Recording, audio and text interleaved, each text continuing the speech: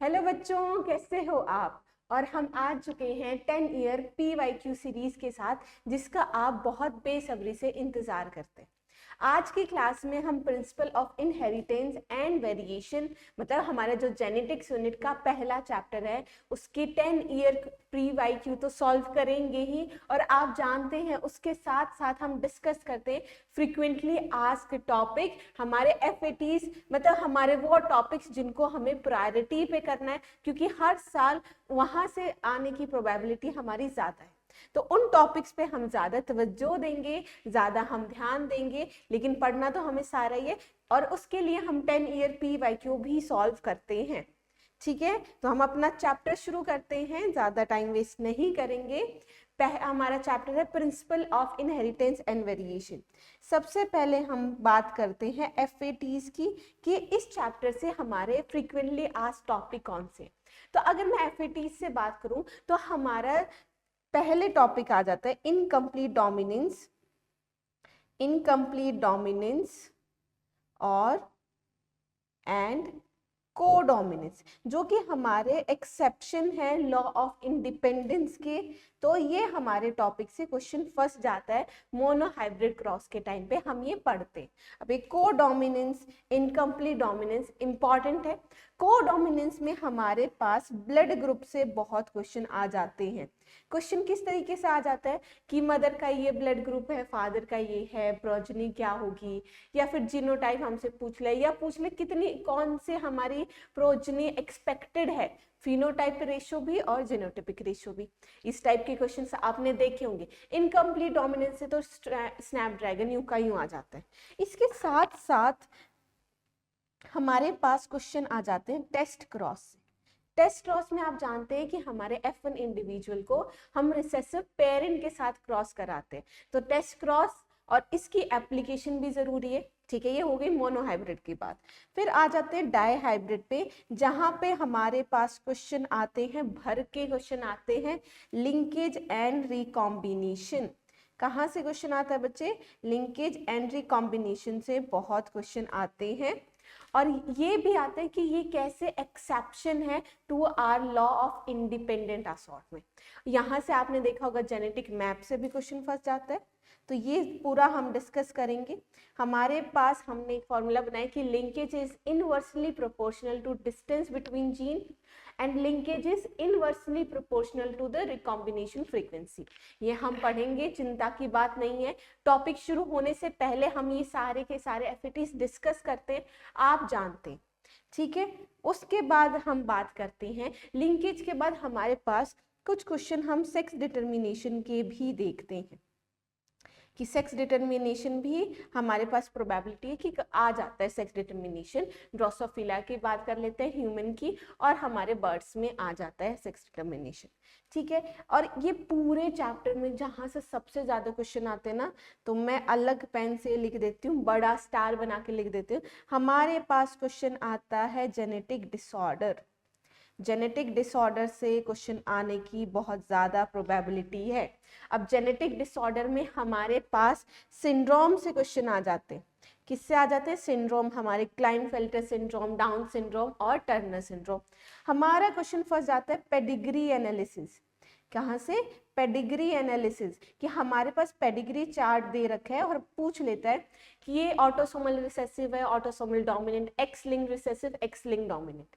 यहाँ से क्वेश्चन फंस जाता है। फिर हमारे पास चांसेस हैं, और ये बहुत आपने देखा होगा कि आपसे कलर ब्लाइंडनेस, हीमोफीलिया के क्वेश्चन आ जाते हैं, जहां पे आपसे ये पूछा जाता है कि इसकी कलर ब्लाइंडनेस और हीमोफीलिया, वह हमारे पास क्वेश्चन ये आ जाता है कि हमारे कितनी क्या प्रोबेबिलिटी होगी कि हमारा सन अफेक्टेड है, या हमारी डॉटर अफेक्टेड है, या कैरियर है। तो ये जो न्यूमेरिकल वाले क्वेश्चन है ना बच्चे, ये हमारे बहुत पूछे जाते हैं। किससे? हमारी एक्स लिंक्ड इनहेरिटेंस से बहुत पूछे जाते हैं, जिसमें आ जाता है हीमोफीलिया और आ जाता है हमारा कलर ब्लाइंडनेस। क्लियर है। सिकल सेल एनीमिया से भी हम क्वेश्चन देख लेते हैं कि किस चीज की पॉइंट म्यूटेशन हुई, क्या म्यूटेशन हुई, क्या रिजल्ट रहा, तो वहां से भी क्वेश्चन आ जाता है। तो ये पूरा का पूरा सार है, यहाँ से ही क्वेश्चन फंसते हैं। और मैंने आपको ये भी बता दिया किस टाइप का क्वेश्चन आता है और हम देख भी लेंगे। चलिए स्टार्ट करते हैं वीडियो, जिसमें हमारे पास पहला है मेंडल्स लॉ ऑफ इनहेरिटेंस। और यहाँ पे हम पढ़ते हैं कि मेंडल सर ने हमारी कितनी वेराइटी, पहले बताओ कौन से प्लांट पे काम किया था?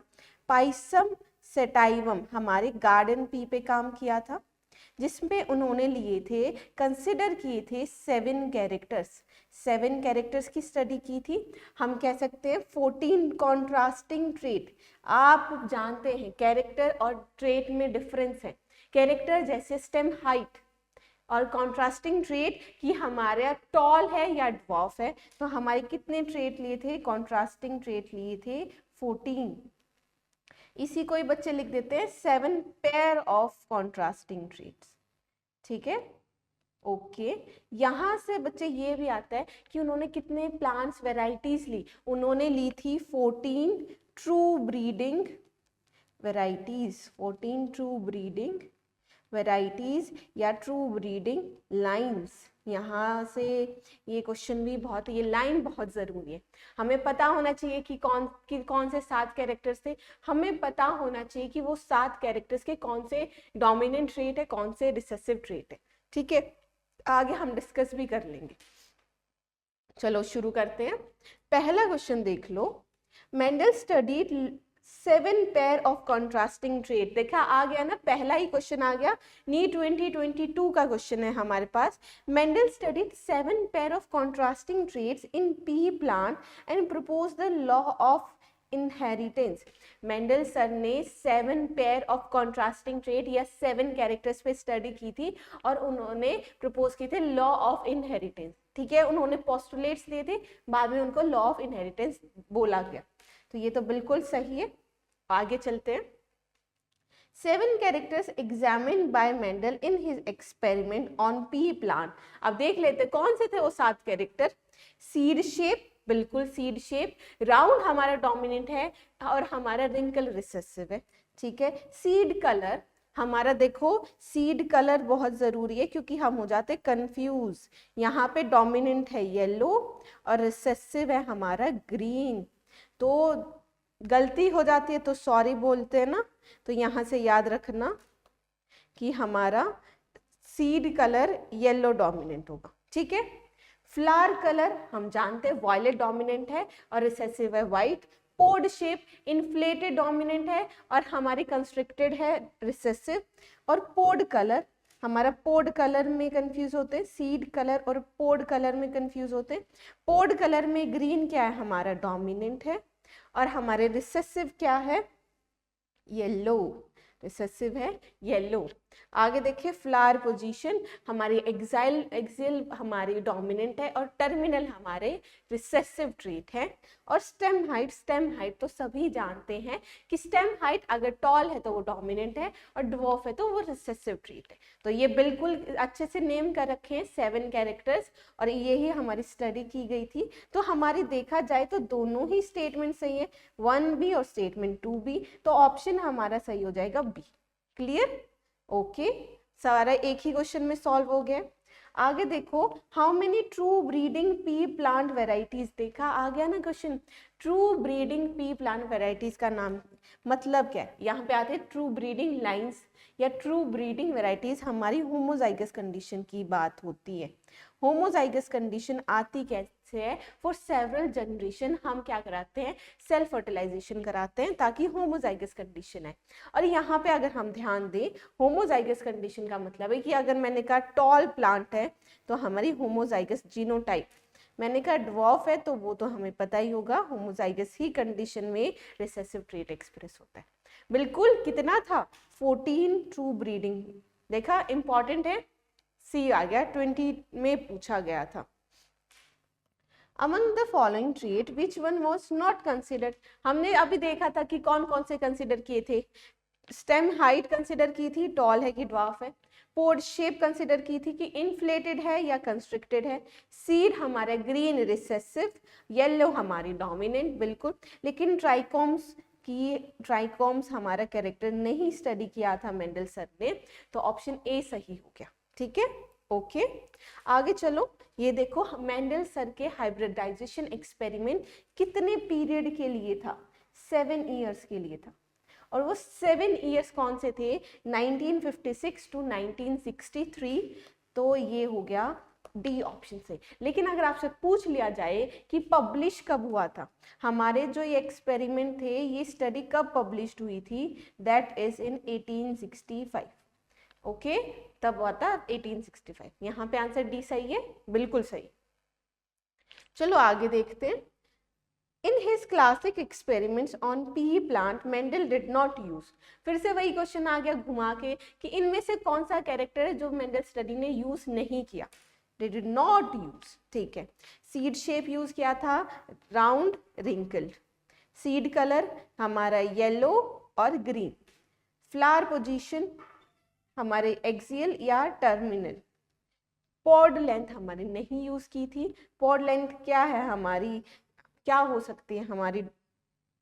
पॉड लेंथ तो यूज ही नहीं की थी। ठीक है, तो ऑप्शन क्या हो जाएगा? डी सही हो जाएगा। हमारे ये कैरेक्टर्स मेंडल सर ने स्टडी नहीं किया। ओके चलो फिर अगले क्वेश्चन पे आ जाते। How many pair of contrasting character in pea plant were studied by Mendel? कितने पेयर ऑफ कॉन्ट्रास्टिंग कैरेक्टर थे? That is 7 pair of contrasting character. वही चीज है, वही 3 लाइन मैंने बताई थी ना, 14 true breeding variety, 7 character, 7 pair of contrasting trait या 14 कॉन्ट्रास्टिंग ट्रेट। वहीं से हमारे मेंडल सर के एक्सपेरिमेंट से ये क्वेश्चन आ जाते हैं। अब आ चुके हैं हम अगले टॉपिक पे, that is inheritance of one gene. मतलब कौन से क्रॉस की बात हो रही है? मोनोहाइब्रिड क्रॉस की बात हो रही है। और मोनोहाइब्रिड क्रॉस में हमने 2 लॉज पढ़े थे। पहला है हमारा लॉ ऑफ डोमिनेंस। अब लॉ ऑफ डोमिनेंस का मतलब है कि जो फैक्टर है वो अकर करता है पेयर में। ठीक है, देखो सबसे तीन बातें बोली कि एक कैरेक्टर को कंट्रोल कौन करता है? फैक्टर। दूसरी चीज क्या बोली कि फैक्टर पेयर में आकर करते हैं, कि अगर आज के टाइम पे देखा जाए तो फैक्टर क्या बोला था? जीन। तो अगर फैक्टर हमारा कैपिटल टी स्मॉल टी है तो वो पेयर में आकर करे एक कैपिटल टी एक स्मॉल टी। उनमें से एक हमारा क्या होता है? डोमिनेंट होता है। आप जानते हैं कैपिटल टी डोमिनेंट है, जो हेट्रोजाइगस फॉर्म में अपनी प्रेजेंस शो करता है, अपना एक्सप्रेशन दिखाता है। लेकिन स्मॉल टी रिसेसिव है। स्मॉल टी को तो ड्वार्फ कंडीशन लानी चाहिए थी, लेकिन कैपिटल टी स्मॉल टी जब दोनों प्रेजेंट है तो कौन एक्सप्रेस कर रहा है? हमारा कैपिटल टी। तो हमारा जो एक्सप्रेस करता है हेट्रोजाइगस में वो डोमिनेंट एलील है, और जो नहीं कर पाता वो है रिसेसिव एलील। ये था लॉ ऑफ डोमिनेंस। फिर आते हैं लॉ ऑफ सेग्रीगेशन। इसको यूनिवर्सल लॉ भी बोला जाता है। इसका मतलब है कि हमारे देखो डिप्लॉयड ऑर्गेनिज्म डिप्लॉयड है, गैमीट फॉर्मेशन के टाइम पे हमारे एलील सेपरेट हो जाते हैं। एक में जाएगा कैपिटल टी, दूसरे गैमीट में जाता है स्मॉल टी। तो ये segregation of alleles during gamete formation, यही क्या है? Law of segregation. क्लियर है? अब यहाँ पे क्या जरूरी है? यहाँ पे जरूरी है हमारे लॉ ऑफ डोमिनेंस की एक्सेप्शंस। हमारी एक्सेप्शंस बहुत ज़रूरी हैं, जिसमें हमारे पास आता है इनकम्प्लीट डोमिनेंस। आता है बच्चे हमारे पास इनकम्प्लीट डोमिनेंस, जो कि देखा जाता है स्नैपड्रैगन प्लांट में, स्नैपड्रैगन या 4 o'clock या एंटीहेरम मैजूस। एंटीहेरम मैजूस यह हमारे प्लांट का साइंटिफिक नेम।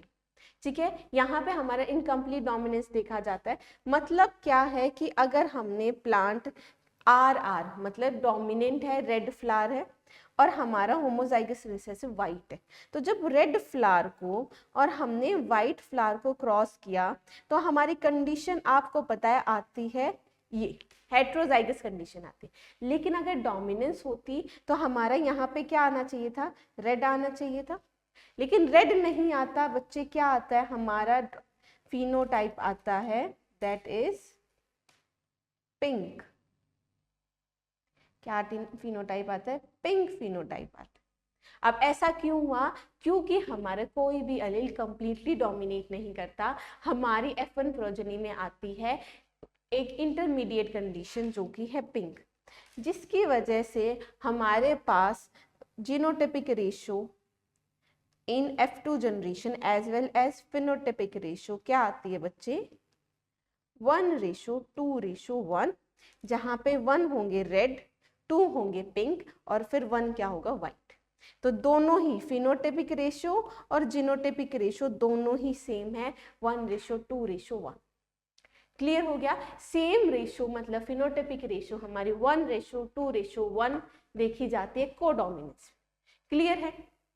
कोडोमिनेंस का बहुत इंपॉर्टेंट एग्जाम्पल है जो कि क्या है हमारे पास? Blood group. तो एक बार ब्लड ग्रुप हम डिस्कस कर लेते हैं ताकि हमें दिक्कत ना हो।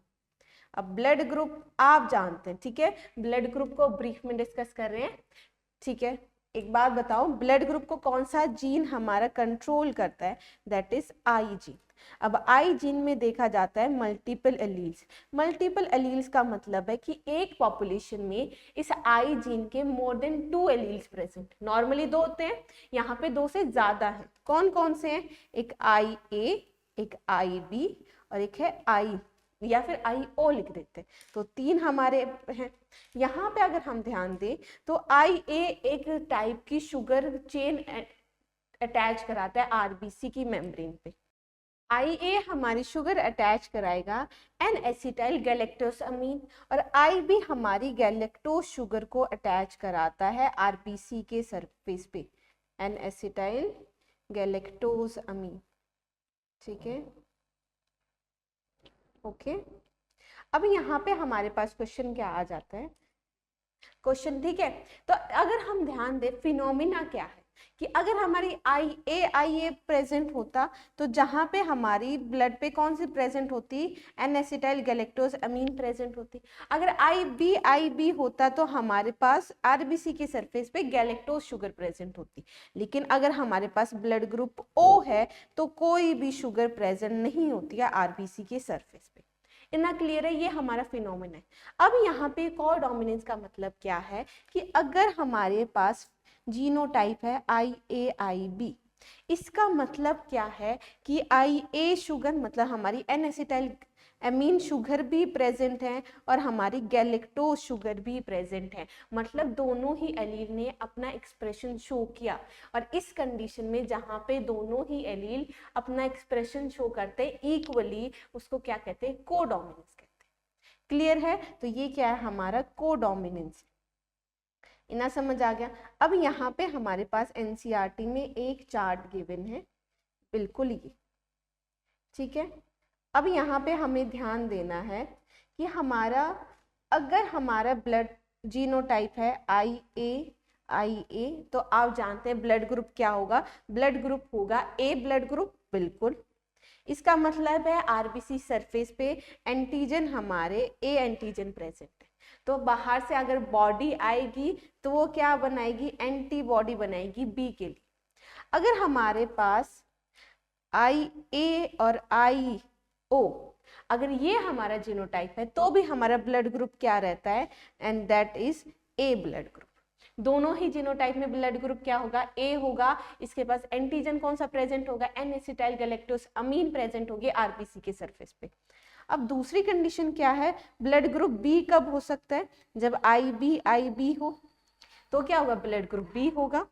और आई ओ हो तो भी हमारा क्या होता है? ब्लड ग्रुप बी ही होता है, क्योंकि आरबीसी के सरफेस पे हमारी गैलेक्टोज शुगर प्रेजेंट होती है। अब ये हमारा एंटीजन प्रेजेंट है। अब ए बी ब्लड ग्रुप कब आता है? जब हमारे पास जीनोटाइप हो आई ए आई बी। तो ए एलील भी अपनी गैलेक्टोज अमीन शुगर प्रेजेंट करती है, बी भी हमारा गैलेक्टोज शुगर, तो हमारा ब्लड ग्रुप हो गया आई ए बी। और जिसके पास एंटीजन, दोनों एंटीजन प्रेजेंट है, तो बाहर से अगर ए ब्लड ग्रुप भी हमने बॉडी में डाल दिया तो भी कोई एंटीबॉडी नहीं बनेगी, अगर बी भी डाल दिया तो भी कोई एंटीबॉडी नहीं बनेगी। ओ ब्लड ग्रुप कब होगा? ओ ब्लड ग्रुप सिर्फ और सिर्फ इस कंडीशन में प्रेजेंट है कि कोई भी एलील कोई भी शुगर अटैच ना कराए, तो हमारा आई तो ब्लड ग्रुप आ जाता है O, जिसके पास कोई भी एंटीजन नहीं प्रेजेंट होता।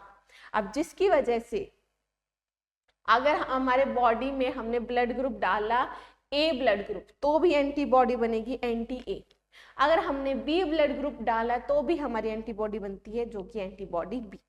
ये पूरा का पूरा था आपका ब्लड ग्रुप हमारा टॉपिक, जहां पे हमने मल्टीपल एलिलिज्म, कोडोमिनेंस भी देख लिया क्योंकि हमारे IA और IB दोनों कोडोमिनेंट है I के, और हमारे IA IB डोमिनेंट है I एलील के, और IA IB आपस में कोडोमिनेंस है। तो ये हमने सारे के सारे फिनोमिना पढ़ लिए। अगर यहाँ पे आपसे क्वेश्चन पूछा जाता है तो कितने हमारे जीनोटाइप प्रेजेंट है, कितने जीनोटाइप प्रेजेंट हो सकते हैं, एंड दैट इज 1 2 3 4 5 6। टोटल कितने जीनोटाइप है, 6 जीनोटाइप है। आपने पता भी कर लिया कितने फिनोटाइप है, फिनोटाइप हमारे सिर्फ 4 ही प्रेजेंट होंगे, 1 2 3 4 फिनोटाइप प्रेजेंट है। अगर जीनोटाइप, अगर आपके पास मल्टीपल एलील हमारे पास आ जाता है 4 कि 4 मल्टीपल एलील हैं, अब बताओ कितने जीनोटाइप पॉसिबल है, तो आप निकालने तो नहीं बैठ सकते, इतना तो टाइम है नहीं। तो हमारे पास फॉर्मूला आता है n+1 divide by 2 into n, ठीक है। तो यहाँ पे अगर मैं 3 की बात करती हूँ, 3+1 इंटू 3 डिवाइड बाई 2, तो यहाँ पे आ जाता है 2 इंटू 3, तो आ जाता है 6। तो देखो जीनोटाइप हमने निकाल लिया, ये हमारा क्या है, फॉर्मूला है। क्लियर, जिससे हमें पता चल गया जीनोटाइप है 6, फिनोटाइप है 4। पूरा का पूरा हमने टॉपिक कर लिया डिस्कस। चलो आगे, यहाँ पे देखो पहला क्वेश्चन हमारे पास टेस्ट क्रॉस का आ गया था। टेस्ट क्रॉस बच्चे हमारे पास आ जाता है डायहाइब्रिड क्रॉस में भी और मोनोहाइब्रिड क्रॉस में।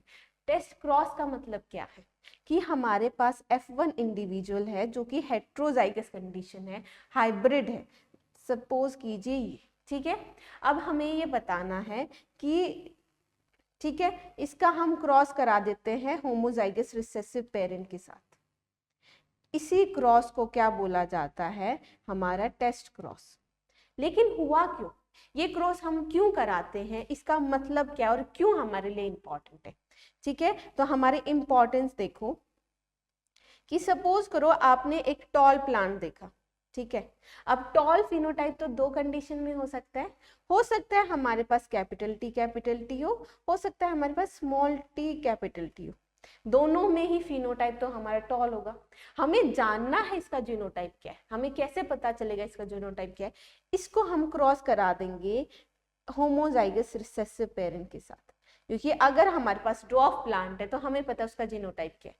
अगर ये क्रॉस हमने कराया तो यहाँ पे हमारे सारे के सारे आएंगे टॉल इंडिविजुअल। अगर हमारी ऑफस्प्रिंग में सारे टॉल आते हैं तो हम समझ जाएंगे जो टॉल प्लांट हमने लिया वो कंडीशन क्या थी, होमोजाइगस डोमिनेंट थी। पर अगर हमारे पास यहाँ पे आ जाते हैं आधे टॉल आ जाते हैं और आधे आ जाते हैं ड्वार्फ, मतलब हमारी 50% हमारी रेशियो आ जाती है। इसका मतलब है कि जो हमने टॉल प्लांट लिया था वो क्या था, हेट्रोजाइगस फॉर्म। समझ आ गया, टेस्ट क्रॉस समझ आ गया, टेस्ट क्रॉस क्या है और क्यों करते हैं, यहीं से क्वेश्चन आते हैं। क्वेश्चन देख लो, हमसे नीट 2024 में पूछा था, in a plant black seed colour, हमारा ब्लैक सीड कलर है, अब ये भी हो सकता है ब्लैक और ये भी हो सकता है, is dominant over white seed colour. White seed colour recessive है, हमें पता है सिर्फ तभी होगा जब हमारी होमोजाइगस रिसेसिव कंडीशन होगी।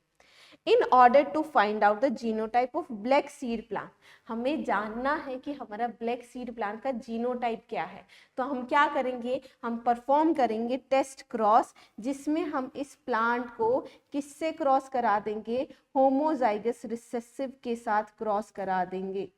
किसके साथ, होमोजाइगस रिसेसिव, मतलब व्हाइट प्लांट के साथ क्रॉस करा देंगे, तो ऑप्शन हो जाएगा डी।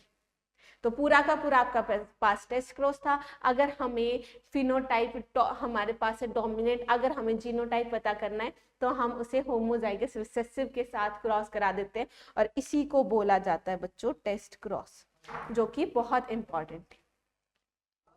अगला क्वेश्चन देख लेते हैं।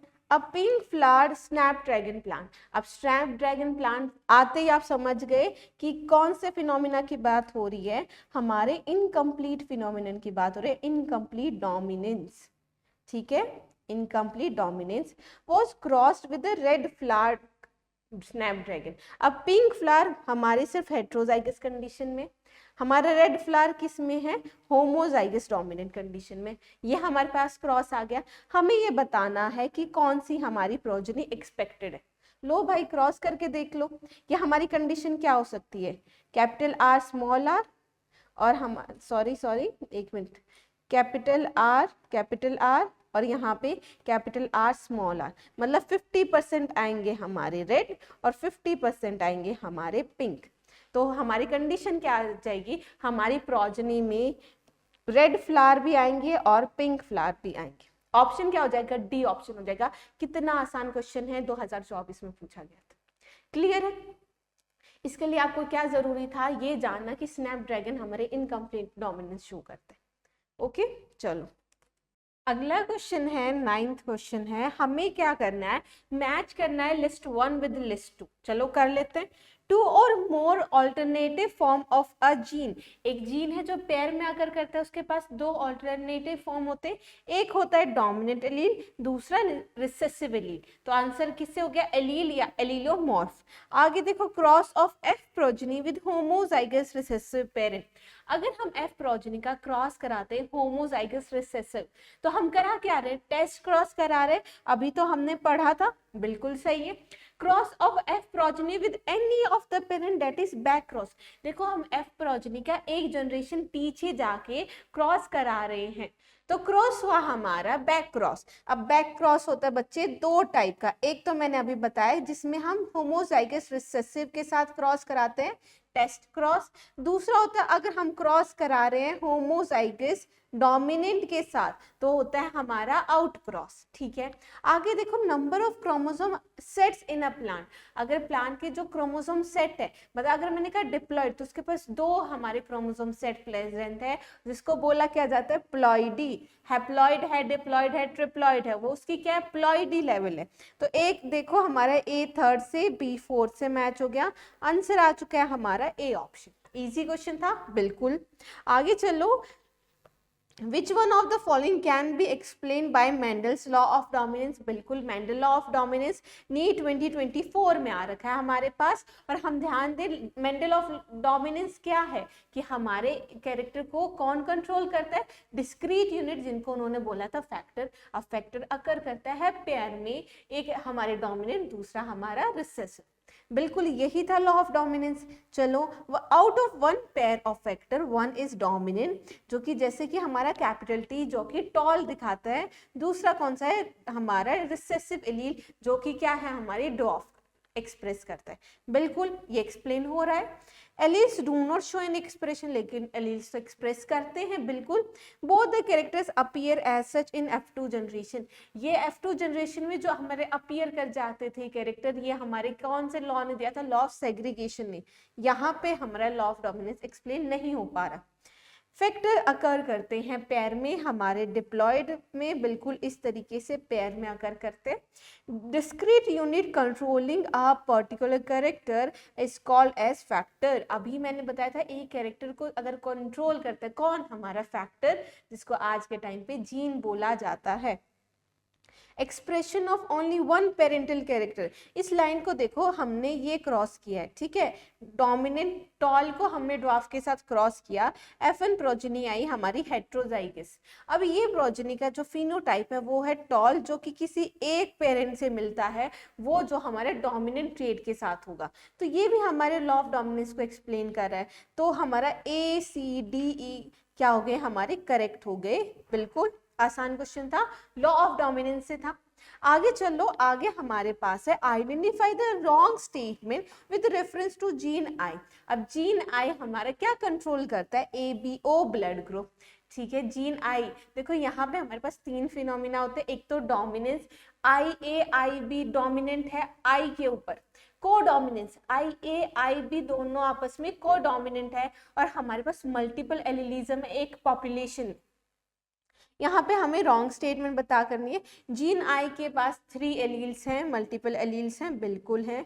ये क्या हो गया हमारा मल्टीपल एलिलिज्म। आगे देखो, a person will have only 2 of the 3 alleles, कि पॉपुलेशन में मल्टीपल एलिलिज्म है लेकिन एक इंडिविजुअल्स में सिर्फ 2 ही एलील प्रेजेंट होंगे, ये भी बिल्कुल सही स्टेटमेंट है। IA IB are present together, they express same type of sugar. ये तो हमारी स्टेटमेंट गलत हो गई ना बच्चों, कैसे गलत हो गई? IA तो हमारा N-एसिटाइल गैलेक्टोसमीन शुगर को अटैच कराएगा, IB हमारा अटैच कराएगा गैलेक्टोज को, दोनों अलग अलग टाइप की शुगर हैं, तो ये हमारी स्टेटमेंट गलत है। ऑप्शन सी ही हमारा सही हो गया। Alleles does not produce any sugar, allele आए हमारा कोई शुगर हमारे, एक मिनट, कोई शुगर एक्सप्रेस नहीं करता, कोई भी एंटीजन अटैच नहीं कराता। यहाँ पे ऑप्शन सी बिल्कुल सही है। आगे चलो, एंटी हैरम स्नैपड्रैगन। अब नाम सुनते ही आप समझ गए कौन सा फिनोमिना की बात होगी, हमारे इनकम्प्लीट डोमिनेंस।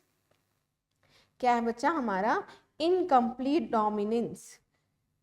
रेड फ्लावर को क्रॉस किया गया व्हाइट फ्लावर के साथ, ये लो हमारा क्रॉस, F1 प्रोजेनी आई हमारी हेट्रोजाइगस, लेकिन यहाँ पे इनकम्प्लीट डोमिनेंस है, इसका मतलब है इसका फिनोटाइप क्या होगा, इंटरमीडिएट कंडीशन होगी रेड और व्हाइट के बीच की, जो कि होती है पिंक।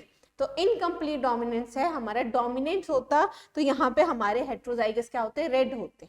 आगे देखो, जो पिंक फ्लावर्स को सेल्फ किया गया, चलो सेल्फिंग करा लो, इसके बाद हमारे पास क्रॉस आता है capital R capital R, capital R small r and small r small r, 1:2:1। तो हमारे ये ऑब्टेन होते हैं, बिल्कुल सही है, हमसे पूछा गया है इनकरेक्ट स्टेटमेंट। चलो देख लो, law of segregation does not apply in this experiment, कि लॉ ऑफ सेग्रीगेशन अप्लाई नहीं होता, लेकिन ध्यान दो कि हमारा लॉ ऑफ सेग्रीगेशन तो हो रहा है ना, ये हमारा कैपिटल R बनाए रहेगा और एक गैमीट में आएगा स्मॉल r, तो एलील सेग्रीगेट कर रहे हैं हमारे गैमीट फॉर्मेशन पे, लेकिन ये कह रहा है कि नहीं करते, तो यही हमारी रॉन्ग स्टेटमेंट हो गई। आगे देख लेते हैं कि this experiment does not follow principle of dominance, लेकिन प्रिंसिपल ऑफ डोमिनेंस को ये फॉलो नहीं करता, क्योंकि अगर ये फॉलो करता तो ये हमारी हेट्रोजाइगस कंडीशन क्या आनी चाहिए थी, रेड आनी चाहिए थी, तो ये नहीं आती, बिल्कुल सही स्टेटमेंट है। पिंक कलर क्यों आया है, क्योंकि यहाँ पे इनकम्प्लीट डोमिनेंस है, ये स्टेटमेंट बिल्कुल सही है। आगे देखो, रेशियो हमारे 1/4 रेड है, 2/4 पिंक है और 1/4 हमारे क्या है, व्हाइट, तो ये भी बिल्कुल सही है। आंसर यहाँ पे ए ही हो गया। चलो आगे, the genotype of husband and wife. अब देखो, हस्बैंड का जीनोटाइप है बच्चा ये, और वाइफ का जीनोटाइप है ये। Among the blood type of their children, how many different genotype and phenotype are possible? अब possible phenotype के लिए हम क्या करेंगे, क्रॉस बना के देख लेंगे। चलो, हमारे ये क्रॉस हो सकता है IA हो सकता है, हमारा जीनोटाइप IA हो सकता है, हमारा जीनोटाइप, एक मिनट, I हो सकता है, और हमारा IB और I हो सकता है। हमारे पॉसिबल जीनोटाइप हम देखेंगे 1 2 3 4 जीनोटाइप है, तो इनमें से हमारा कोई आंसर होगा। फिनोटाइप देखो, मतलब ब्लड ग्रुप देखो, ब्लड ग्रुप ये हमारा ब्लड ग्रुप होगा A, हमारे ये भी ब्लड ग्रुप क्या होगा, A ही होगा, तो ये हमारा एक फिनोटाइप हो गया जिसके पास N-एसिटाइल गैलेक्टोसमीन शुगर होगी। दूसरा हो गया फिर हमारा AB, और तीसरा हो गया B, तो हमारे 3 फिनोटाइप हैं, 3 ब्लड ग्रुप, आंसर आ चुका है B। ठीक है, चलो, a tall true breeding garden pea plant, tall true breeding मतलब होमोजाइगस कंडीशन है, जिसको क्रॉस किया गया हमारे ड्वार्फ के साथ। ठीक है, जब हमने देखा कि हमारे F1 में क्या है, हमारे आई ये कंडीशन हेट्रोजाइगोट, लेकिन ये भी क्या है, टॉल है, इनकी करा ली सेल्फिंग, मतलब ये तो हमारा मोनोहाइब्रिड क्रॉस आ गया ना, जहाँ पे हम देखते हैं capital T 1/4, capital T small t 2/4 और स्मॉल t 1/4। हमारे यहाँ पे ध्यान देंगे 2 कौन सा आएगा, टॉल हेट्रोजाइगस, तो हमारी रेशियो आ जाती है 1:2:1 जीनोटिपिक रेशियो। अगर फिनोटिपिक रेशियो आती तो बता दो क्या होती मुझे कमेंट्स में। ठीक है, चलो a gene showing codominance has, एक जीन कोडोमिनेंस शो कर रहा है। इसका मतलब क्या है कि अगर तुम्हारे पास हेट्रोजाइगस कंडीशन है, जैसे भी आई जीन में हमारा आई ए और आई बी प्रेजेंट है, अब ये तो हमारी क्या कराएगा, एन एसिटाइल गैलेक्टोज अमीन शुगर अटैच कराएगा, ये हमारी गैलेक्टोज शुगर अटैच कराएगा, दोनों अलग अलग शुगर अटैच कराएंगे। हमारे पे क्या होंगे, दोनों ही शुगर्स प्रेजेंट होंगी, मतलब दोनों ही एलील एक्सप्रेस कर रहे हैं, इसको कहते हैं codominance. Both alleles independently expressed in the heterozygote, दोनों ही एक्सप्रेस करेंगे। कोई एक एक्सप्रेस करता तो डोमिनेंस होता, कोई भी एक्सप्रेस नहीं करता तो इनकम्प्लीट डोमिनेंस होता। समझ आ गया? चलो, एलील्स आर, अब एलील्स हैं क्या, अगर मैं यहाँ पे बात करती हूँ कि इस तरीके से, ये हमारा क्रोमोसोम है, क्रोमोसोम 1, क्रोमोसोम 1, हमारा जीन है, हमारा स्टेम हाइट के लिए जीन है टी, तो हमारे अगर ये कंडीशन है तो यहाँ पे कैपिटल टी कैपिटल होगा, यहाँ पे स्मॉल टी होगा। अब यहाँ पे हम ध्यान देंगे कि कैपिटल टी स्मॉल टी में फर्क क्या है कि इनकी डीएनए सीक्वेंस हमारी चेंज है, तो हमारे मॉलिक्यूलर फॉर्म डिफरेंट है, ठीक है। तो एलील्स हुए क्या, डिफरेंट फॉर्म्स हुए ऑफ अ जीन।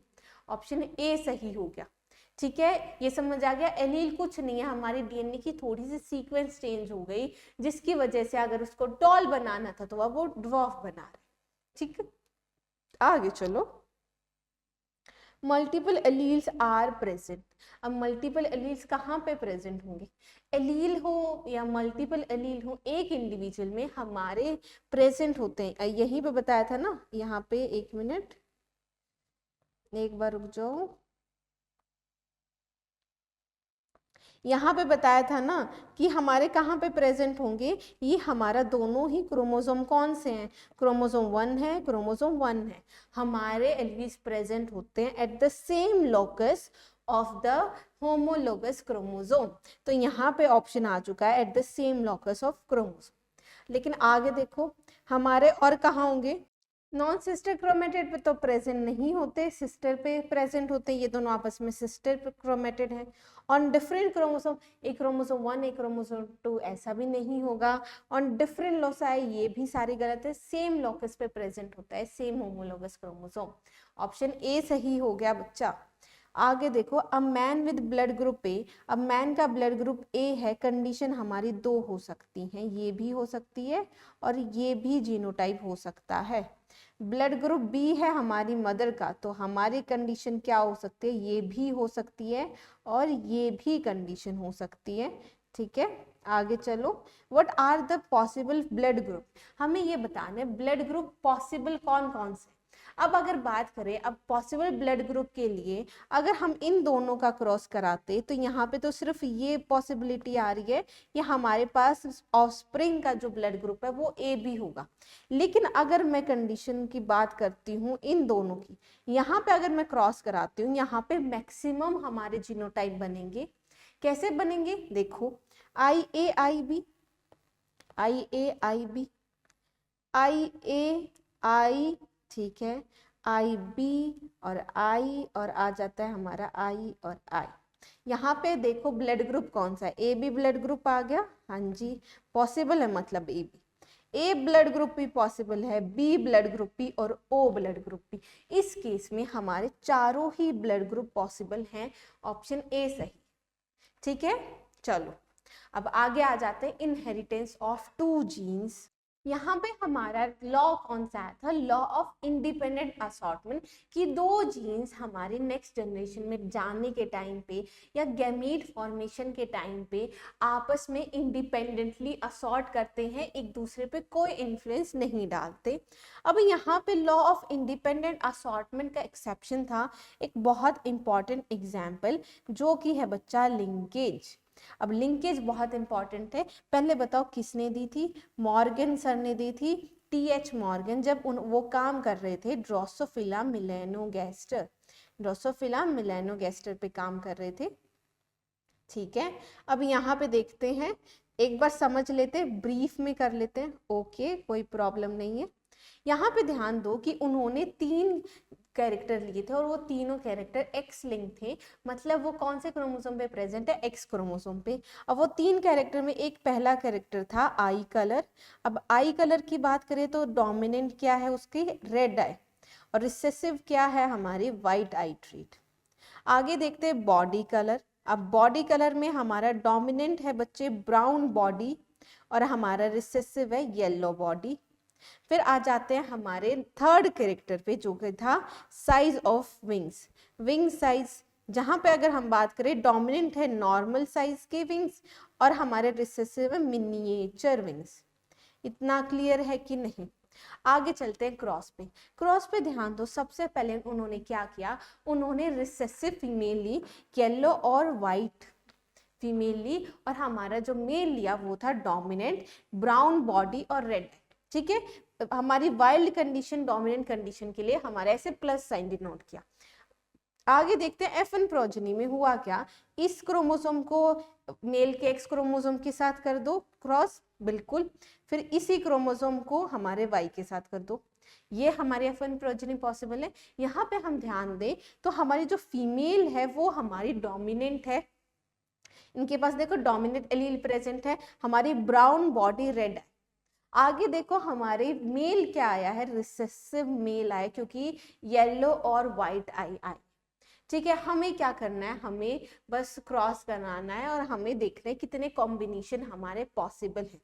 अगर हम यहाँ पे ध्यान से देखें तो पहला तो ये हो गया YW को इसके साथ करा दो, फिर YW से इसके साथ करा दो। ठीक है, YW एक बार इसका करा दिया Y क्रोमोसोम के साथ तो मेल आ गया रिसेसिव, इसका करा दिया अगर फीमेल के हमारे Y एक्स क्रोमोसोम के साथ तो यहाँ पे फीमेल आ गई रिसेसिव। फिर हमारे ये जो डोमिनेंट एलील वाला क्रोमोसोम है इसका क्रॉस करा दो मेल के एक्स क्रोमोसोम और वाई क्रोमोसोम के साथ, इसका अगर इसके साथ कराया तो हमारी कंडीशन क्या आ गई, फीमेल आ गई वाइल्ड टाइप डोमिनेंट, और अगर वाई के साथ कराया तो हमारा मेल आ गया डोमिनेंट। इतना क्लियर है? अब अगर ध्यान दे तो यहाँ पे गैमीट जो बन रहे हैं, मतलब अगर इसके गैमीट्स की बात करें तो हमारे ए और बी और स्मॉल बी ये तो हमारे पेरेंटल फॉर्म हो गए ना, लेकिन हम जानते हैं गैमीट तो हमारे रिकॉम्बिनेंट ये फॉर्म भी बनते। अब ये फॉर्म कैसे बनते हैं, जब हमारी क्रॉसिंग ओवर होती है, मतलब यहाँ पे अगर यहाँ पे क्रॉसिंग ओवर हो जाएगी जिसकी वजह से हमारे रिकॉम्बिनेंट फॉर्म्स आएंगी Y और W+, आगे क्या आएगा हमारा क्रोमोसोम Y और W+, और इस YW+ को एक बार मेल के X के साथ करा दो, फिर मेल के Y क्रोमोसोम के साथ क्रॉस करा दो। आगे देखो ये हमारा Y और W+, एक बार इसका Y के साथ करा दिया, अगले में YW+ का मेल के X क्रोमोसोम के साथ क्रॉस करा दिया। सेम जिस तरीके से ये बना, अगर यहाँ पे हमारे पास क्रॉसिंग ओवर हो जाती तो हमारे पास ये गैमीट भी बनते, मतलब YW और Y+ और W। अब इसका हमारा एक बार इसके साथ करा दो, फिर एक बार इसके साथ करा दो, तो हमारे पॉसिबिलिटी आ जाती एक बार Y यहाँ पे मेल और ये आ जाता हमारा फीमेल। तो देखा जाए तो हमारे ये सारी पॉसिबिलिटी पॉसिबल है। ठीक है, लेकिन अब प्रॉब्लम क्या है, ये तो हमारी होती है, यहाँ पे तो कोई दिक्कत नहीं है। उन्होंने जब ये क्रॉस कराया था, ये एक एक्सपेरिमेंट किया था, जब उन्होंने एक्सपेरिमेंटली देखा कि हमारे एक्चुअल में होना क्या चाहिए था, इंडिपेंडेंटली असॉर्ट करते तो 50% आनी चाहिए थे पेरेंटल और 50% आनी चाहिए थी रिकॉम्बिनेंट, लेकिन उन्होंने देखा ऐसा नहीं हुआ। उन्होंने देखा जो पेरेंटल फॉर्म है, मतलब जो हमारे ये जो गैमीट बन रहे हैं, एक मिनट, हमारे ये जो गैमीट बन रहे हैं, ठीक है, ये जो हमारी पेरेंटल फॉर्म्स हैं ये हमारी कितनी आई, मोर देन 50 आई, और वो भी कितनी हमारी 98.7, मतलब हमारी जो रिकॉम्बिनेंट थी जो कि 50% आनी चाहिए थी वो घट के कितनी है 1.3%। अब ये फॉर्म्स हमारी तो बहुत ज़्यादा आई कंपेयर टू हमारे इन फॉर्म्स के। अब ये ऐसा हुआ क्यों, क्योंकि बच्चा हमारी जितनी रिकॉम्बिनेशन होनी चाहिए थी, मतलब यहाँ पे जितनी रिकॉम्बिनेशन होनी चाहिए थी उतनी रिकॉम्बिनेशन हुई नहीं। अब वो क्यों नहीं हुई? क्योंकि वो दोनों जीन हमारे बहुत पास में प्रेजेंट हैं कि जो एक्सचेंज होना चाहिए था जेनेटिक मटेरियल का, यहाँ पे जो एक्सचेंज होना चाहिए था वो एक्सचेंज नहीं हुआ। इसकी वजह से रिकॉम्बिनेंट फॉर्म हमारी बहुत कम आई, और इसी को कहते हैं लिंकेज। कि हमारी लिंकेज में हुआ क्या कि हमारे जो जीन्स हैं वो आपस में सेग्रीगेट नहीं हो रहे। जो YW और Y प्लस W प्लस है वो Y और W प्लस नहीं बन पा रहे, ये सेग्रीगेट नहीं हो रहे, हमारे जीन्स इंडिपेंडेंटली असॉर्ट नहीं कर रहे।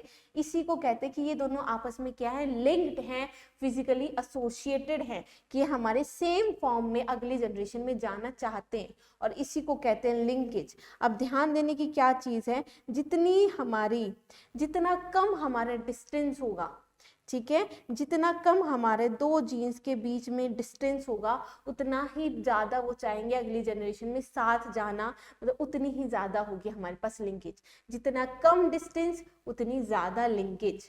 आगे एक और चीज है कि अगर हम ध्यान दें कि यहाँ पे बहुत कम डिस्टेंस है, और जितना कम डिस्टेंस है उसके बीच में रिकॉम्बिनेशन होने के चांसेस उतने ही कम है। तो हमारे जितना कम डिस्टेंस उतनी कम रिकॉम्बिनेंसी या रिकॉम्बिनेंट फ्रीक्वेंसी। तो ये था हमारा इम्पॉर्टेंट, ये बच्चा बहुत इम्पॉर्टेंट है कि जितनी कम डिस्टेंस होगा उतनी ज़्यादा लिंकेज होगी, जितना कम डिस्टेंस होगा उतनी कम रिकॉम्बिनेंट फ्रीक्वेंसी होगी। ये हमारा बहुत इम्पॉर्टेंट है, और बहुत सारे कॉन्सेप्ट इसी से हमारे क्लियर हो जाते हैं। अगर हम ध्यान दें, क्रॉस बी में उन्होंने दो डिफरेंट जीन्स लिए थे। उन्होंने लिया था आई कलर और बॉडी मतलब विंग साइज। यहाँ पे हम ध्यान दें, हमारे रिकॉम्बिनेंट फॉर्म ज्यादा आई है than compare to cross A. मतलब रिकॉम्बिनेंट हमारी 50% से तो कम आई, लेकिन 37.2% आई। अब ऐसा हुआ क्यों कि हमारे जीन्स तो लिंक्ड हैं, लेकिन हमारे क्या है, थोड़े दूर प्रेजेंट हैं। यहाँ पे कंपैरेटिव डिस्टेंस दूर है तो यहाँ पे ज्यादा लिंकेज हो, ज्यादा रिकॉम्बिनेशन हो पा रही है, लेकिन यहाँ पे जीन्स बहुत पास में थे इसलिए रिकॉम्बिनेशन बहुत कम हो पा रही थी। तो जितना ज्यादा डिस्टेंस था उतनी ही ज्यादा क्या आ गई, जितना ज्यादा डिस्टेंस था उतनी ज्यादा रिकॉम्बिनेंट फ्रीक्वेंसी आ गई। तो ये था बच्चा पूरा का पूरा आपके पास लिंकेज टॉपिक। आगे जेनेटिक मैप से भी क्वेश्चन आ जाते हैं कि जेनेटिक मैप किसने दिया था, स्टुअर्ट बॉन्ड सर ने दिया था। ठीक है, क्वेश्चन कर लेते हैं और देखते हैं कि कैसे सॉल्व होंगे। पहला तो देख लो, यहाँ पे क्वेश्चन आ गया है ब्लड ग्रुप पे कि फादर का ब्लड ग्रुप है ये बी पॉजिटिव, मदर का ब्लड ग्रुप है ए पॉजिटिव, और चाइल्ड का ब्लड ग्रुप है ओ पॉजिटिव। अगर हम ध्यान दें, चाइल्ड का ब्लड ग्रुप ओ है, इसका मतलब उसके जीनोटाइप क्या होगा, ये ही पॉसिबल होगी। अब इस पॉसिबल जीनोटाइप और तो कुछ हो नहीं सकता, तो इसका मतलब है हमारे ये तीनों ही ऑप्शन कट गए। पहले तो ये तीनों कट गए, उसके बाद ध्यान दो कि अगर हमारे पास ये जीनोटाइप है तो इसका मतलब है एक आई इसके मदर से आया होगा और एक आई आया होगा फादर से। तो फादर का बी पॉजिटिव है, मतलब बी पॉजिटिव और आई होने के लिए ये जीनोटाइप पॉसिबल। अब मदर है हमारी ए पॉजिटिव, तो हमारा मदर का जीनोटाइप सिर्फ यही हो सकता है, ताकि हमारे यहाँ से आई आए और इधर से आई एलील आए। तो हमारे मदर का क्या हो गया, आई ए, हमारे फादर क्या हो गया, आई बी आई, और सन का हो गया ये। तो ऑप्शन सिर्फ और सिर्फ ये आ रहा है नी 2024 का क्वेश्चन। ठीक है, आगे चलो, हमारे पास असर्शन और रीजन गिवन है। अगर हम ध्यान दें, Mendel's law of independent assortment does not hold good for genes that are closely located on the same chromosome. ये कह रहे कि जो Mendel law of independent assortment था कि दो जीन्स इंडिपेंडेंटली असॉर्ट करेंगे, ये हमारा सही नहीं है उन जीन्स के लिए जो बहुत पास में प्रेजेंट है। बिल्कुल सही है, क्यों, क्योंकि जितने ज्यादा पास में होंगे वो लिंक्ड जीन होंगे, उनके बीच में बहुत कम रिकॉम्बिनेशन हो पाती है। अब असर्शन तो सही है, रीजन हमें पता भी है, देख लेते रीजन दे क्या रखा है कि closely located genes assort independently. ये तो रीजन ही गलत है, क्लोजली लोकेटेड जीन्स हमारे क्या है, हमारे असॉर्ट नहीं कर पाते इंडिपेंडेंटली, वो हमारे लिंकेज शो करते हैं। तो असर्शन सही है लेकिन रीजन क्या है, गलत। तो ये तो उल्टा हो गया बच्चा, ऑप्शन क्या हो गया, डी हमारा सही हो गया। क्लियर, आगे चलें। आगे देखो, रिकॉम्बिनेशन फ्रीक्वेंसी है बिटवीन जीन्स और हमें सीक्वेंस बताना है of this genes on a linear chromosome. अब जो मैंने बताया था ना कि स्टुअर्ट वन सर ने हमारा जेनेटिक मैप दिया यूजिंग रिकॉम्बिनेशन फ्रीक्वेंसी। हम देख लेंगे किस तरीके से, अगर हमारे पास रिकॉम्बिनेशन फ्रीक्वेंसी है तो हम किस तरीके से सीक्वेंस पता कर सकते हैं। देखो निकालने की कोशिश करो। यहाँ पे अगर ध्यान दो कि ए और सी है, इसके बीच में रिकॉम्बिनेशन फ्रीक्वेंसी 5 सेंटीमॉर्गन, मतलब डिस्टेंस कितना होगा, सॉरी रिकॉम्बिनेशन फ्रीक्वेंसी है 5%, तो हमारे सेंटीमॉर्गन डिस्टेंस होगा 5 सेंटीमॉर्गन। तो ए और सी के बीच में 5 सेंटीमॉर्गन का डिस्टेंस है। बी और सी के बीच में 15 सेंटीमॉर्गन, तो सी के 15, देखो यहाँ पे भी हो सकता है कि बी यहाँ पे और 15 सेंटीमॉर्गन डिस्टेंस हो, लेकिन हो सकता है इधर भी हमारा बी प्रेजेंट हो सकता है, दोनों साइड में 15 सेंटीमॉर्गन। लेकिन आगे हमें क्लियर भी हो जाएगा, चिंता की बात नहीं है। आगे देखो ए और बी का भी दे रखा है, ए और बी के बीच में 20 सेंटीमॉर्गन। अब 20 सेंटीमॉर्गन तो सिर्फ और सिर्फ इसी केस में प्रेजेंट है कि ए और बी के बीच में कितना हो, 20 सेंटीमॉर्गन। यहाँ पे तो कितना होता, 10 होता, तो ये तो हमारा ही पॉसिबिलिटी हट गई। इतना समझ आ गया। आगे देखो हमारे पास डी भी गिवन है, यहाँ पे ध्यान दो B और D के बीच में कितना डिस्टेंस है, 9, तो यहाँ पे ध्यान दो B और D में 9 सेंटीमॉर्गन, लेकिन B D यहाँ पे भी तो प्रेजेंट हो सकता है, ये भी तो कंडीशन हो सकती है।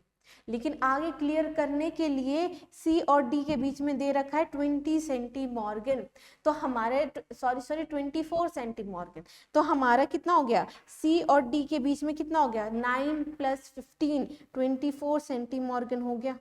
अगर ये होता तो ये क्या होता, बीच में डिस्टेंस 6 सेंटीमॉर्गन आता, तो मतलब ये हमारी कंडीशन नहीं है, तो इसको हम हटा देंगे। इतना क्लियर, यहाँ तक की सीक्वेंस होगी। अब यहाँ पे कंफ्यूज अगर हो, फिर भी हमारी श्योर करने के लिए देखो ए और डी के बीच में डिस्टेंस है 29 सेंटीमॉर्गन। यहाँ पे देख लो ए और डी, ये 24, ये 5 सेंटीमॉर्गन, टोटल कितना हो गया, 29 सेंटीमॉर्गन। और ये हमारे पास सीक्वेंस आ चुका है। अगर हमारे पास नंबर ऑफ जीन्स का रिकॉम्बिनेशन फ्रीक्वेंसी है तो हम क्रोमोसोम पे जेनेटिक सीक्वेंस दे सकते हैं, जेनेटिक मैप दे सकते हैं। स्टुअर्ट वन सर ने ये हमारे पास जेनेटिक मैप का कॉन्सेप्ट दिया था। यहाँ पे सीक्वेंस क्या आ गई है बच्चा, ACBD। ऑप्शन क्या आ चुका है, ऑप्शन ए आ चुका है। क्लियर है, चलो आगे। Next we have experimental verification of chromosomal theory of inheritance. अगर एक्सपेरिमेंटल वेरिफिकेशन की बात करें तो वो किस, देखो दी किसने थी, सटन एंड बोवरी सर ने दी थी 1902 में, ठीक है। लेकिन ये एक्सपेरिमेंटल हमारा जो वेरिफिकेशन है ये किया था TH मॉर्गन सर ने इन ड्रोसोफिला मेलानोगास्टर। अरे नंबरिंग तो हम भूल गए, चलो एक बार नंबरिंग देख ही लेते हैं। नंबरिंग तो हम देना ही भूल चुके हैं। यहाँ पे देखो ये हमारा क्या है, 9, आगे कर लेते हैं, ये हमारा है 10, 11, 12, 13, 14, 15, 16, ठीक है। एक बार रुक जाओ, 17 साथ साथ ही कर लेते हैं, 18, हमारे पास आ चुका है 19, 20 और ये 21। चलो अगले क्वेश्चन पे चले, ये है 22, 23 पे चलते।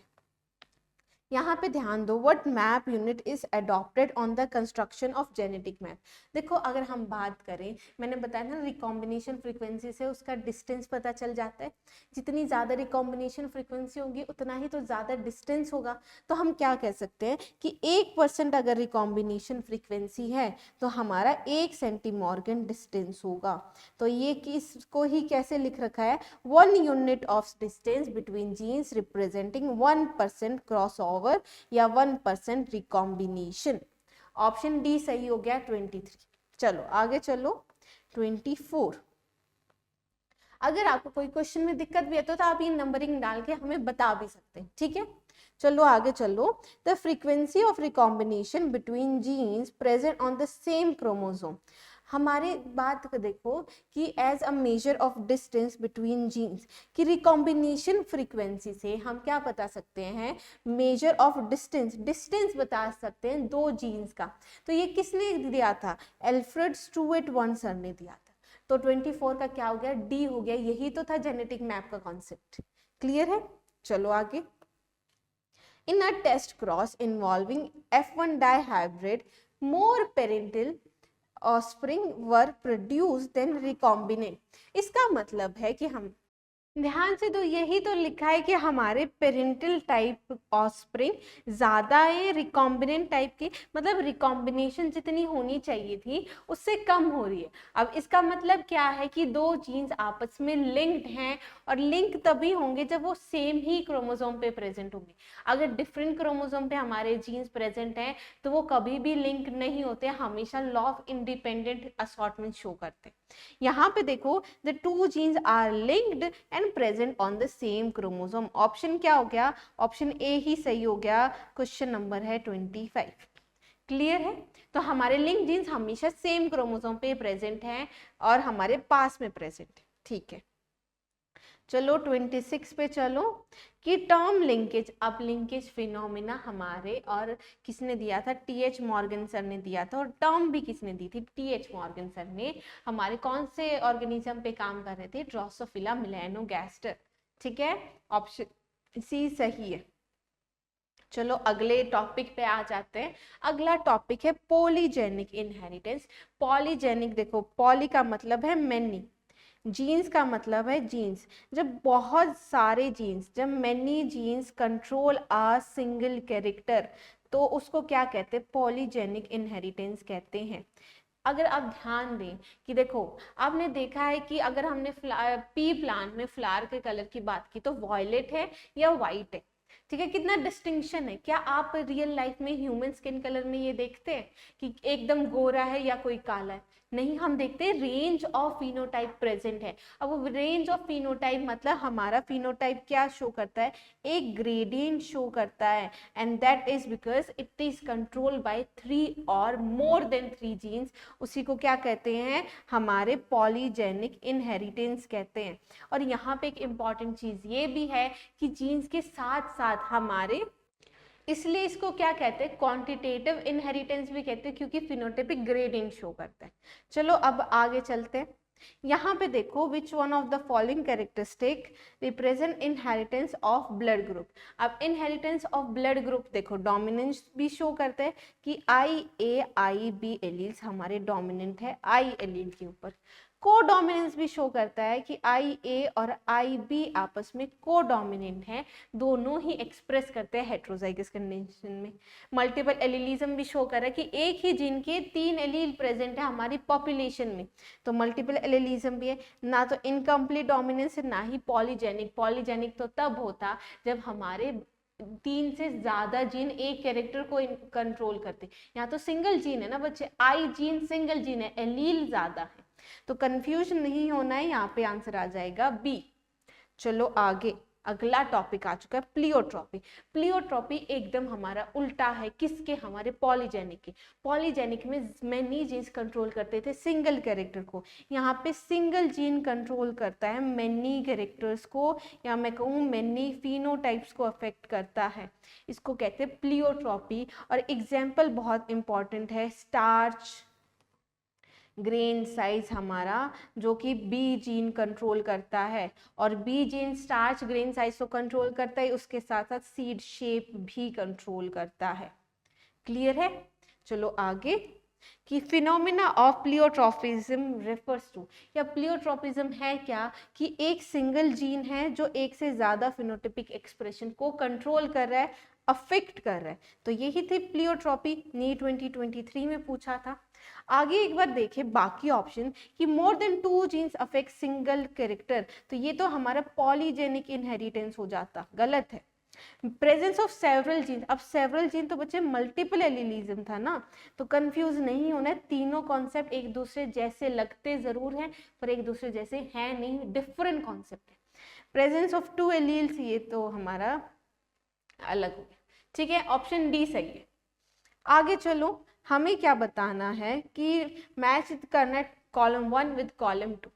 कॉलम 1 में हमारे पास है डोमिनेंस, ये कौन से क्वेश्चन पे आ चुके थे, 26, 27, 28 और आ चुके हैं 29 पे। कि मैच करना है कॉलम 1 विद कॉलम 2। अब डोमिनेंस देखो, डोमिनेंस का मतलब क्या है कि एक सिंगल जीन हमारे, रुको, डोमिनेंस का मतलब है कि हमारे अगर हेट्रोजाइगस कंडीशन प्रेजेंट है तो दो एलील्स में से कोई एक एलील होगा जो एक्सप्रेस करेगा और उसको बोला जाएगा डोमिनेंट एलील। ए मैच हो गया थर्ड से। कोडोमिनेंस का मतलब है हेट्रोजाइगस कंडीशन में दो एलील होंगे जो दोनों ही एक्सप्रेस करेंगे। अब उसको क्या कहते हैं, कोडोमिनेंस कहते हैं। कि अच्छा मैंने उल्टा कर दिया, रुको रुको बच्चा। हमारा डोमिनेंस क्या है कि एक एक्सप्रेस करता है, और कोडोमिनेंस क्या है कि बोथ एलील एक्सप्रेस करते हैं। क्लियर।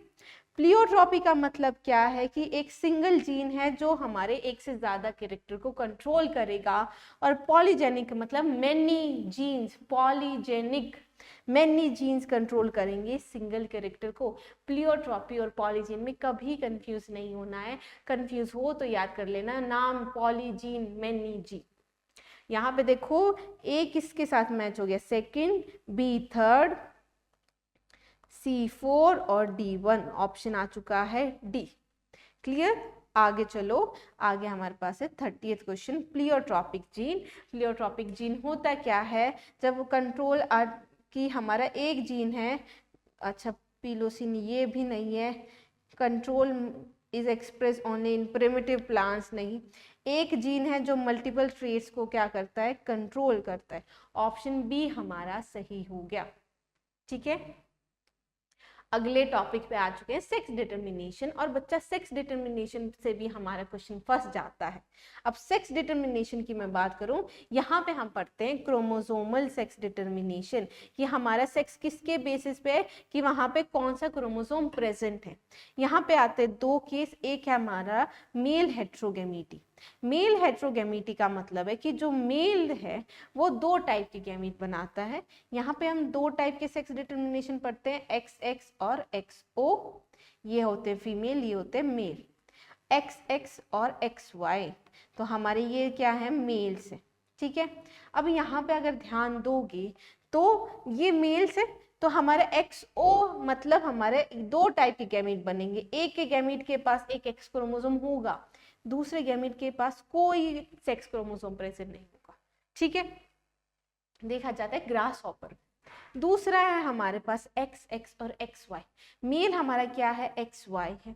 इसका मतलब है कि मेल हमारे दो टाइप के गैमीट बनाएगा, एक के पास जाएगा X, दूसरे के पास जाएगा Y। और ये सबसे फेमस है, सबसे इंपॉर्टेंट है, क्योंकि ये देखा जाता है ह्यूमंस में और ड्रोसोफिला। आगे चलते हैं, आगे आता है फीमेल हेट्रोगेमिटी। क्या आती है, फीमेल हेट्रोगेमिटी आती है। अब फीमेल हेट्रोगेमिटी में होता क्या है, हमारे पास दो टाइप के सेक्स डिटर्मिनेशन है, एक ZW और ZZ, और है Z0 और ZZ। ये है हमारे फीमेल, ये है हमारे मेल। अगर हम ध्यान दें तो फीमेल क्या है, दो टाइप के गैमीट बनाती है। इस केस में देखें तो दो टाइप के गैमीट बनेंगे, एक होगा Z और एक होगा W। तो हमने अरे दो टाइप के गैमीट बन रहे हैं तो हमारी क्या फीमेल हेट्रोगेमिटी है। ये हमारे देखा जाता है बर्ड्स में, ये बहुत इंपॉर्टेंट है बच्चा। Z0 हमारे कुछ मॉथ्स में देखा जाता है। क्लियर। अब यहीं से क्वेश्चन बन जाएगा, चलो देख लेते हैं कि sex XO type of sex determination कहाँ देखा जाता है, हमारा देखा जाता है ग्रास हॉपर में। ऑप्शन डी सही हो गया। ठीक है, ड्रोसोफिला में देखा जाता है XX XY, बर्ड्स में देखा जाता है ZW और ZZ। ओके, आगे देखो हमसे पूछा गया इनकरेक्ट स्टेटमेंट। चलो इनकरेक्ट स्टेटमेंट ढूंढ लेते हैं कि human male have one of their sex chromosome much shorter than other, कि ह्यूमन मेल के पास एक सेक्स क्रोमोसोम छोटा होता है कंपेयर टू अदर। देखो हम जानते हैं कि दो सेक्स क्रोमोसोम प्रेजेंट होते हैं, एक X और एक Y। अब Y क्या होता है, शॉर्टर होता है देन X क्रोमोसोम, तो सही स्टेटमेंट है। मेल फ्रूट फ्लाई इज हेट्रोगैमेटिक, बिल्कुल सही। मेल फ्रूट फ्लाई का ये जीनोटाइप होगा, एक X होगा दूसरा होगा कोई भी नहीं, बिल्कुल सही है। मेल, अच्छा ध्यान, सॉरी बच्चा, मेल फ्रूट फ्लाई की बात हो रही है, तो हमारे ये ड्रोसोफिला XY, एक के पास होगा X, एक के पास होगा Y। In male grass hopper जिसके पास हमारा जीनोटाइप क्या है, XO है, 50% हैव नो सेक्स क्रोमोसोम, मतलब 50% मेल गैमेट के पास कोई सेक्स क्रोमोसोम नहीं होता है, 50% के पास X होता है और 50% के पास कोई भी नहीं होता। तो ये बिल्कुल सही स्टेटमेंट है। इन डोमेस्टिक फाउल्स, मतलब हमारे किसकी बात हो रही है, बर्ड्स की बात हो रही है, मेल्स की बात, ठीक है। अब यहाँ पे ध्यान दें कि sex depends on the type of sperm rather than egg, तो ये गलत हो गया।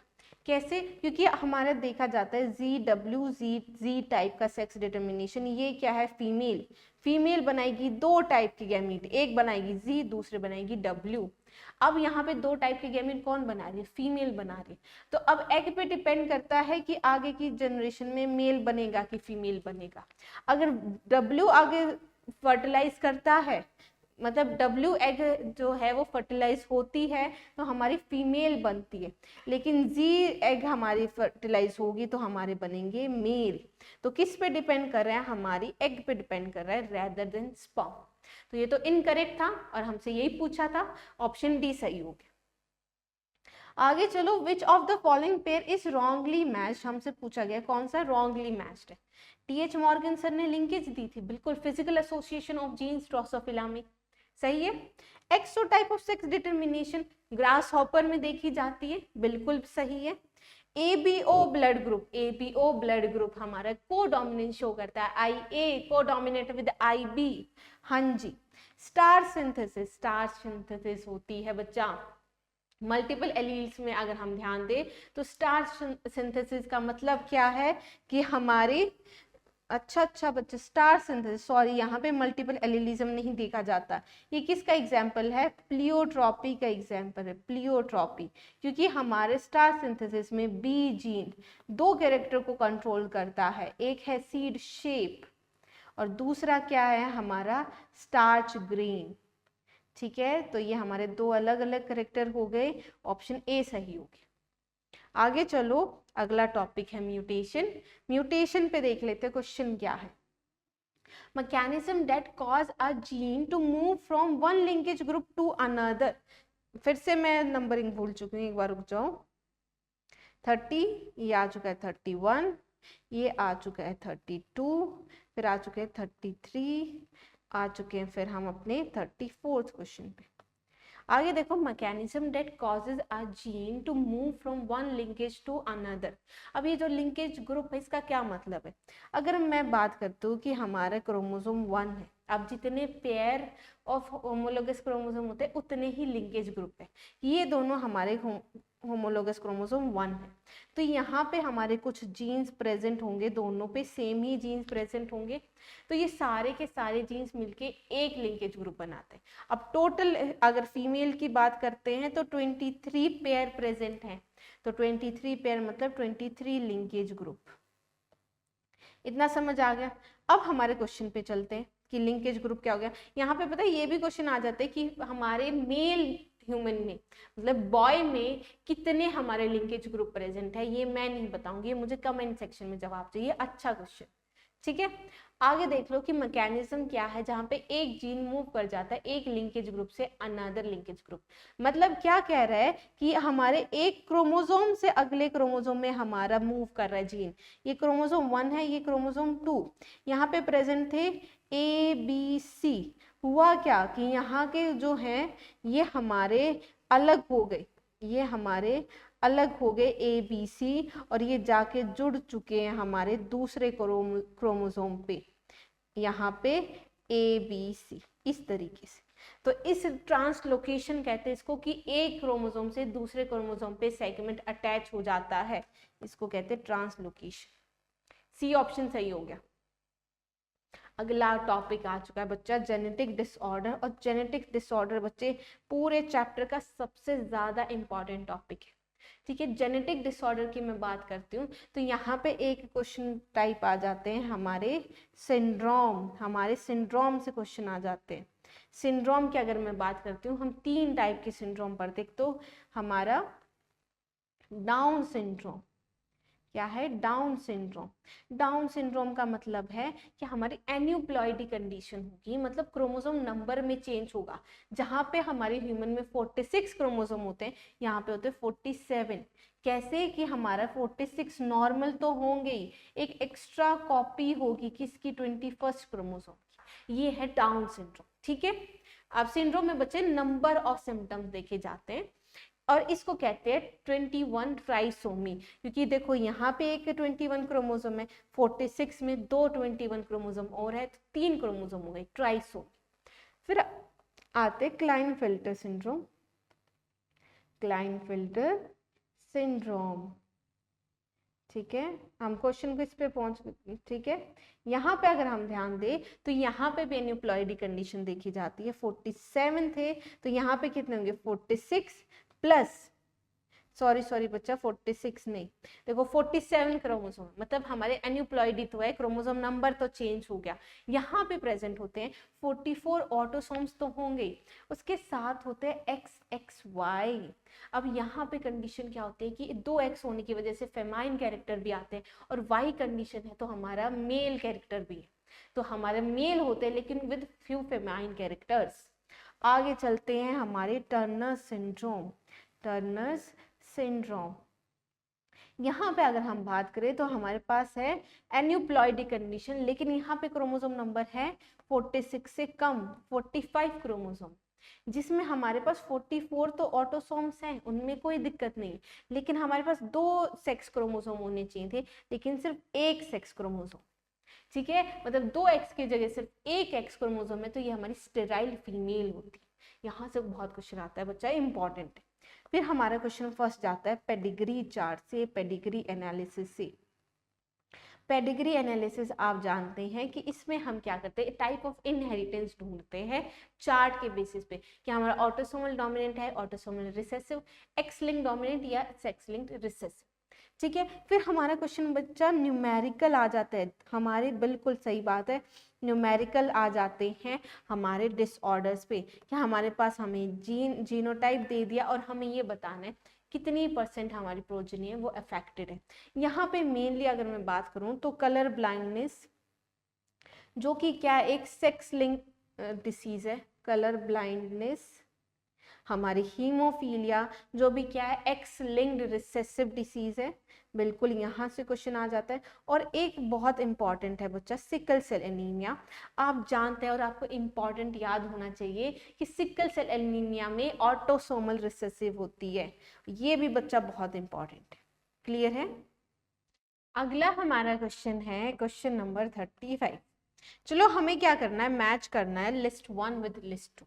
लिस्ट 1 में सबसे पहले डाउन, अच्छा देखो 2024 का क्वेश्चन है बच्चे, डाउन सिंड्रोम, अभी मैंने बताया था ट्राइसोमी देखी जाती है 21st क्रोमोसोम की, A3 से मैच हो गया, और देखो यहीं से हमारा क्वेश्चन सॉल्व हो चुका है। लेकिन आगे देखेंगे क्लाइनफेल्टर सिंड्रोम, क्लाइनफेल्टर सिंड्रोम में हमारे पास एक्स्ट्रा क्रोमोसोम होता है X, तो D का हमारा आ गया सेकेंड, ठीक है। अल्फा थैलेसीमिया में हमारी अल्फा चेन्स की सिंथेसिस कम होती है, जो कि हमारा देखा जाता है, उसका जीन हमारा प्रेजेंट है 16th क्रोमोसोम पे, और बीटा थैलेसीमिया का जीन प्रेजेंट है 11th क्रोमोसोम पे। ऑप्शन क्या हो गया, ऑप्शन ए सही हो गया, ठीक है। आगे चलते हैं 36 क्वेश्चन पे, which of the following statement are correct about Klinefelter syndrome.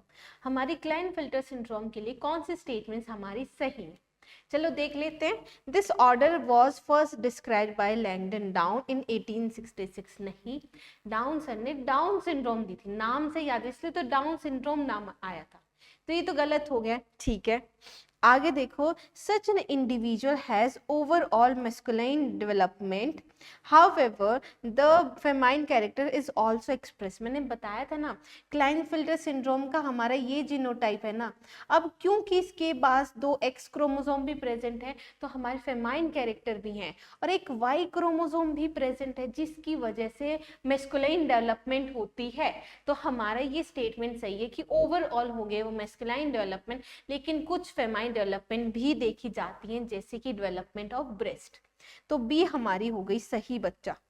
आगे देखो, affected individual is short statured, ये गलत है। हमारे जो अफेक्टेड इंडिविजुअल उनकी हाइट ज्यादा होती है क्योंकि मैस्कुलाइन कैरेक्टर है ना, तो ये गलत हो गया। Famine physical, psychomotor and mental development is retarded, ये तीनों के तीनों हमारे फंक्शन होते हैं डाउन सिंड्रोम के। ऐसा नहीं देखा जाता हमारे क्लाइनफिल्टर सिंड्रोम में। इंडिविजुअल्स क्या होते हैं हमारे, स्टेराइल होते हैं, ये बिल्कुल सही है। मेल कैरेक्टर्स भी हैं लेकिन कुछ फीमेल कैरेक्टर्स भी हैं जिसकी वजह से हमारे इंडिविजुअल स्टेराइल होते हैं, फर्टाइल ऑफस्प्रिंग प्रोड्यूस नहीं कर सकते। तो हमारी सही कौन कौन सी होंगी, बी और ई। हमसे करेक्ट आंसर पूछा है, बी और ई सही है। क्लियर, आगे चलो। अगला क्वेश्चन आ चुका है 37, और 37 में ध्यान से देखो कि which one of the following symbol represent mating between relatives in human pedigree. देखो, अगर मैं मेटिंग की बात करूं तो ये हमारी इस तरीके से मेटिंग रिप्रेजेंट किया जाता है मेल और फीमेल के बीच में लाइन से। लेकिन बिटवीन रिलेटिव्स अगर रिप्रेजेंट करना हो तो मेल और फीमेल के बीच में डबल लाइन प्रेजेंट होती है, एनसीईआरटी में गिवन है बच्चा, ऑप्शन सी सही है। क्लियर, चलो आगे। अगला क्वेश्चन है 38, जिसमें हमारे से पूछा गया है which of the following occurs due to presence of autosomal linked dominant trait. अब यहाँ पे अगर हम ध्यान दें तो थ्योरी में नहीं मेंशन, लेकिन हमारे पास डायग्राम में मेंशन है, जो पेडिग्री चार्ट है हमारे पास एनसीईआरटी में एग्जाम्पल गिवन है। अगर आपसे छूट गया है तो आपको वो जाके देखना चाहिए, एनसीईआरटी के पेडिग्री चार्ट में गिवन। पहले यहाँ पे ये देख लो, सभी का बता दो, सिकल सेल एनीमिया क्या है, ऑटोसोमल रिसेसिव डिसीज है, ठीक है। हीमोफीलिया क्या है, हमारी एक्स लिंक्ड रिसेसिव डिसीज है। थैलेसीमिया क्या है बच्चे, ऑटोसोमल रिसेसिव डिसीज है। बच गई मायोटोनिक डिस्ट्रॉफी, जो कि एक ऑटोसोमल लिंक्ड डोमिनेंट ट्रेट है। तो ऑप्शन यहाँ पे सी सही हो गया, हमारी एनसीईआरटी में ही गिवन था, नी 2022 में आ रखा था। चलो आगे चलते हैं। अगला क्वेश्चन है 39th question, if colour blind female marriage a man. तो कलर ब्लाइंड फीमेल है, देखो हमारी कलर ब्लाइंड क्या है, रिसेसिव डिसीज है। इसका मतलब है उसमें एक्सप्रेस होने के लिए दोनों ही एक्स क्रोमोसोम पे हमारा एलील प्रेजेंट होगा, ठीक है। अब यहाँ पे देखें, marriage a man whose mother was colour blind, मतलब हमारे जो मैन की मदर हैं वो कलर ब्लाइंड थी, ठीक है। अगर मदर कलर ब्लाइंड थी तो जो सन होगा उसके पास भी हमारे पास कलर ब्लाइंड वाला एलील आया होगा, क्योंकि दोनों ही क्रोमोसोम पे एलील प्रेजेंट है कलर ब्लाइंड वाले। तो ये हमारी मदर है ये, और ये है फादर, तो ये हमारे पास आ गया जीनोटाइप। यहाँ पे क्रॉस करके देख लो, हमसे पूछा गया है chances of our progeny having colour blindness, कि हमारे कितने % चांसेस है। क्रॉस करके देखते हैं हम ऐसे केसेस में, तो हमारे पास आ गए एक्सी, ये हमारे पास आ गई डॉटर, मतलब डॉटर क्या है, कलर ब्लाइंड है।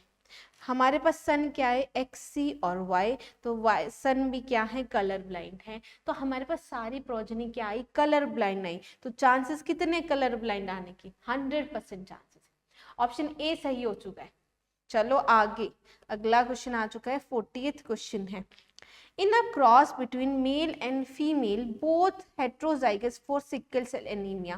देखो सिकल सेल एनीमिया हमारी ऑटोसोमल रिसेसिव है।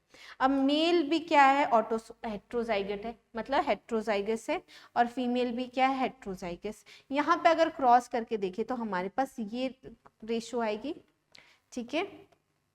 हमसे पूछा गया what percentage of progeny will be deceased. यहाँ पे डिसीज तभी शो होगी जब हमारी कंडीशन क्या होगी, होमोजाइगस रिसेसिव, ये क्या होंगे, डिसीज्ड होंगे। तो कितने होंगे, 25%, ये कितना है 50%, और ये कितना है 25%। ये रेशो होती है 1:2:1।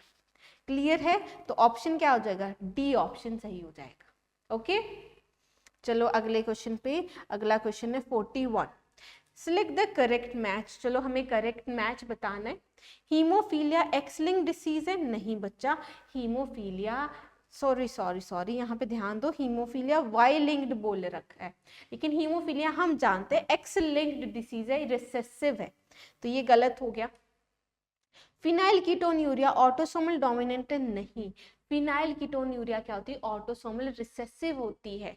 अब इस डिसीज में होता क्या है कि हमारे पास एंजाइम नहीं होता फिनाइल एलेनिन हाइड्रोक्सिलेज, जो चाहिए था फिनाइल एलेनिन को कन्वर्ट करने के लिए इनटू टायरोसिन। अब ये प्रेजेंट नहीं है तो फिनाइल एलेनिन हमारा एक्यूमुलेट हो जाता है। इंपॉर्टेंट क्या है कि ये डिसीज क्या है, ऑटोसोमल रिसेसिव डिसीज है। इतना क्लियर हो गया। आगे देखो sickle cell anaemia. Sickle cell anaemia हमारी ऑटोसोमल रिसेसिव ट्रेट है, बिल्कुल सही है, जो कि क्रोमोसोम 11 पे हमारा प्रेजेंट होता है। ये होता क्यों है, क्योंकि हमारी पॉइंट म्यूटेशन हो चुकी है, GAG हमारा GUG में कन्वर्ट हो चुका है। पॉइंट म्यूटेशन मतलब सिंगल बेस पेयर में चेंज आया, तो हमारा 41 का क्या हो गया, C सही हो गया। क्लियर है। अब थैलेसीमिया क्या होती है, ऑटोसोमल लिंक्ड होती है, तो ऑटोसोमल रिसेसिव डिसीज है। ये भी हमारा क्या दे रखा है, गलत दे रखा है। क्लियर। चलो आगे हमारे पास अगला क्वेश्चन है 42। What is the genetic disorder in which individual has overall masculine development and gynaecomastia. इसका मतलब है ऐसे इंडिविजुअल जिसकी मैस्कुलाइन डेवलपमेंट है लेकिन गायनेकोमास्टिया का मतलब है ब्रेस्ट डेवलपमेंट, कि कुछ फेमाइन कैरेक्टर भी देखे जा रहे हैं और है क्या, स्टेराइल। और आप जानते हैं ये किसके सिम्टम्स है, हमारे क्लाइनफेल्टर सिंड्रोम। ऑप्शन C सही है, जहां पे हमारा जीनोटाइप है 44 ऑटोसोम्स प्लस XXY।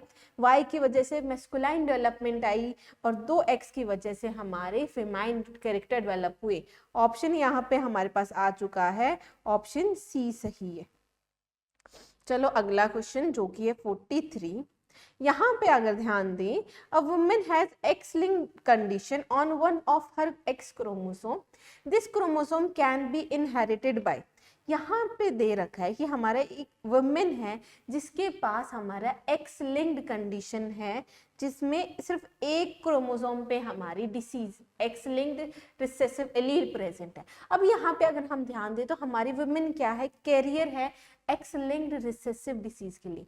अब हमारी ये जो कंडीशन है ये हमारे किसके पास जा सकती है, देखा जाए तो वुमेन हमारे सन्स को भी क्या देती है, एक्स क्रोमोसोम देती है, और डॉटर्स को भी एक्स क्रोमोसोम पास ऑन करती है।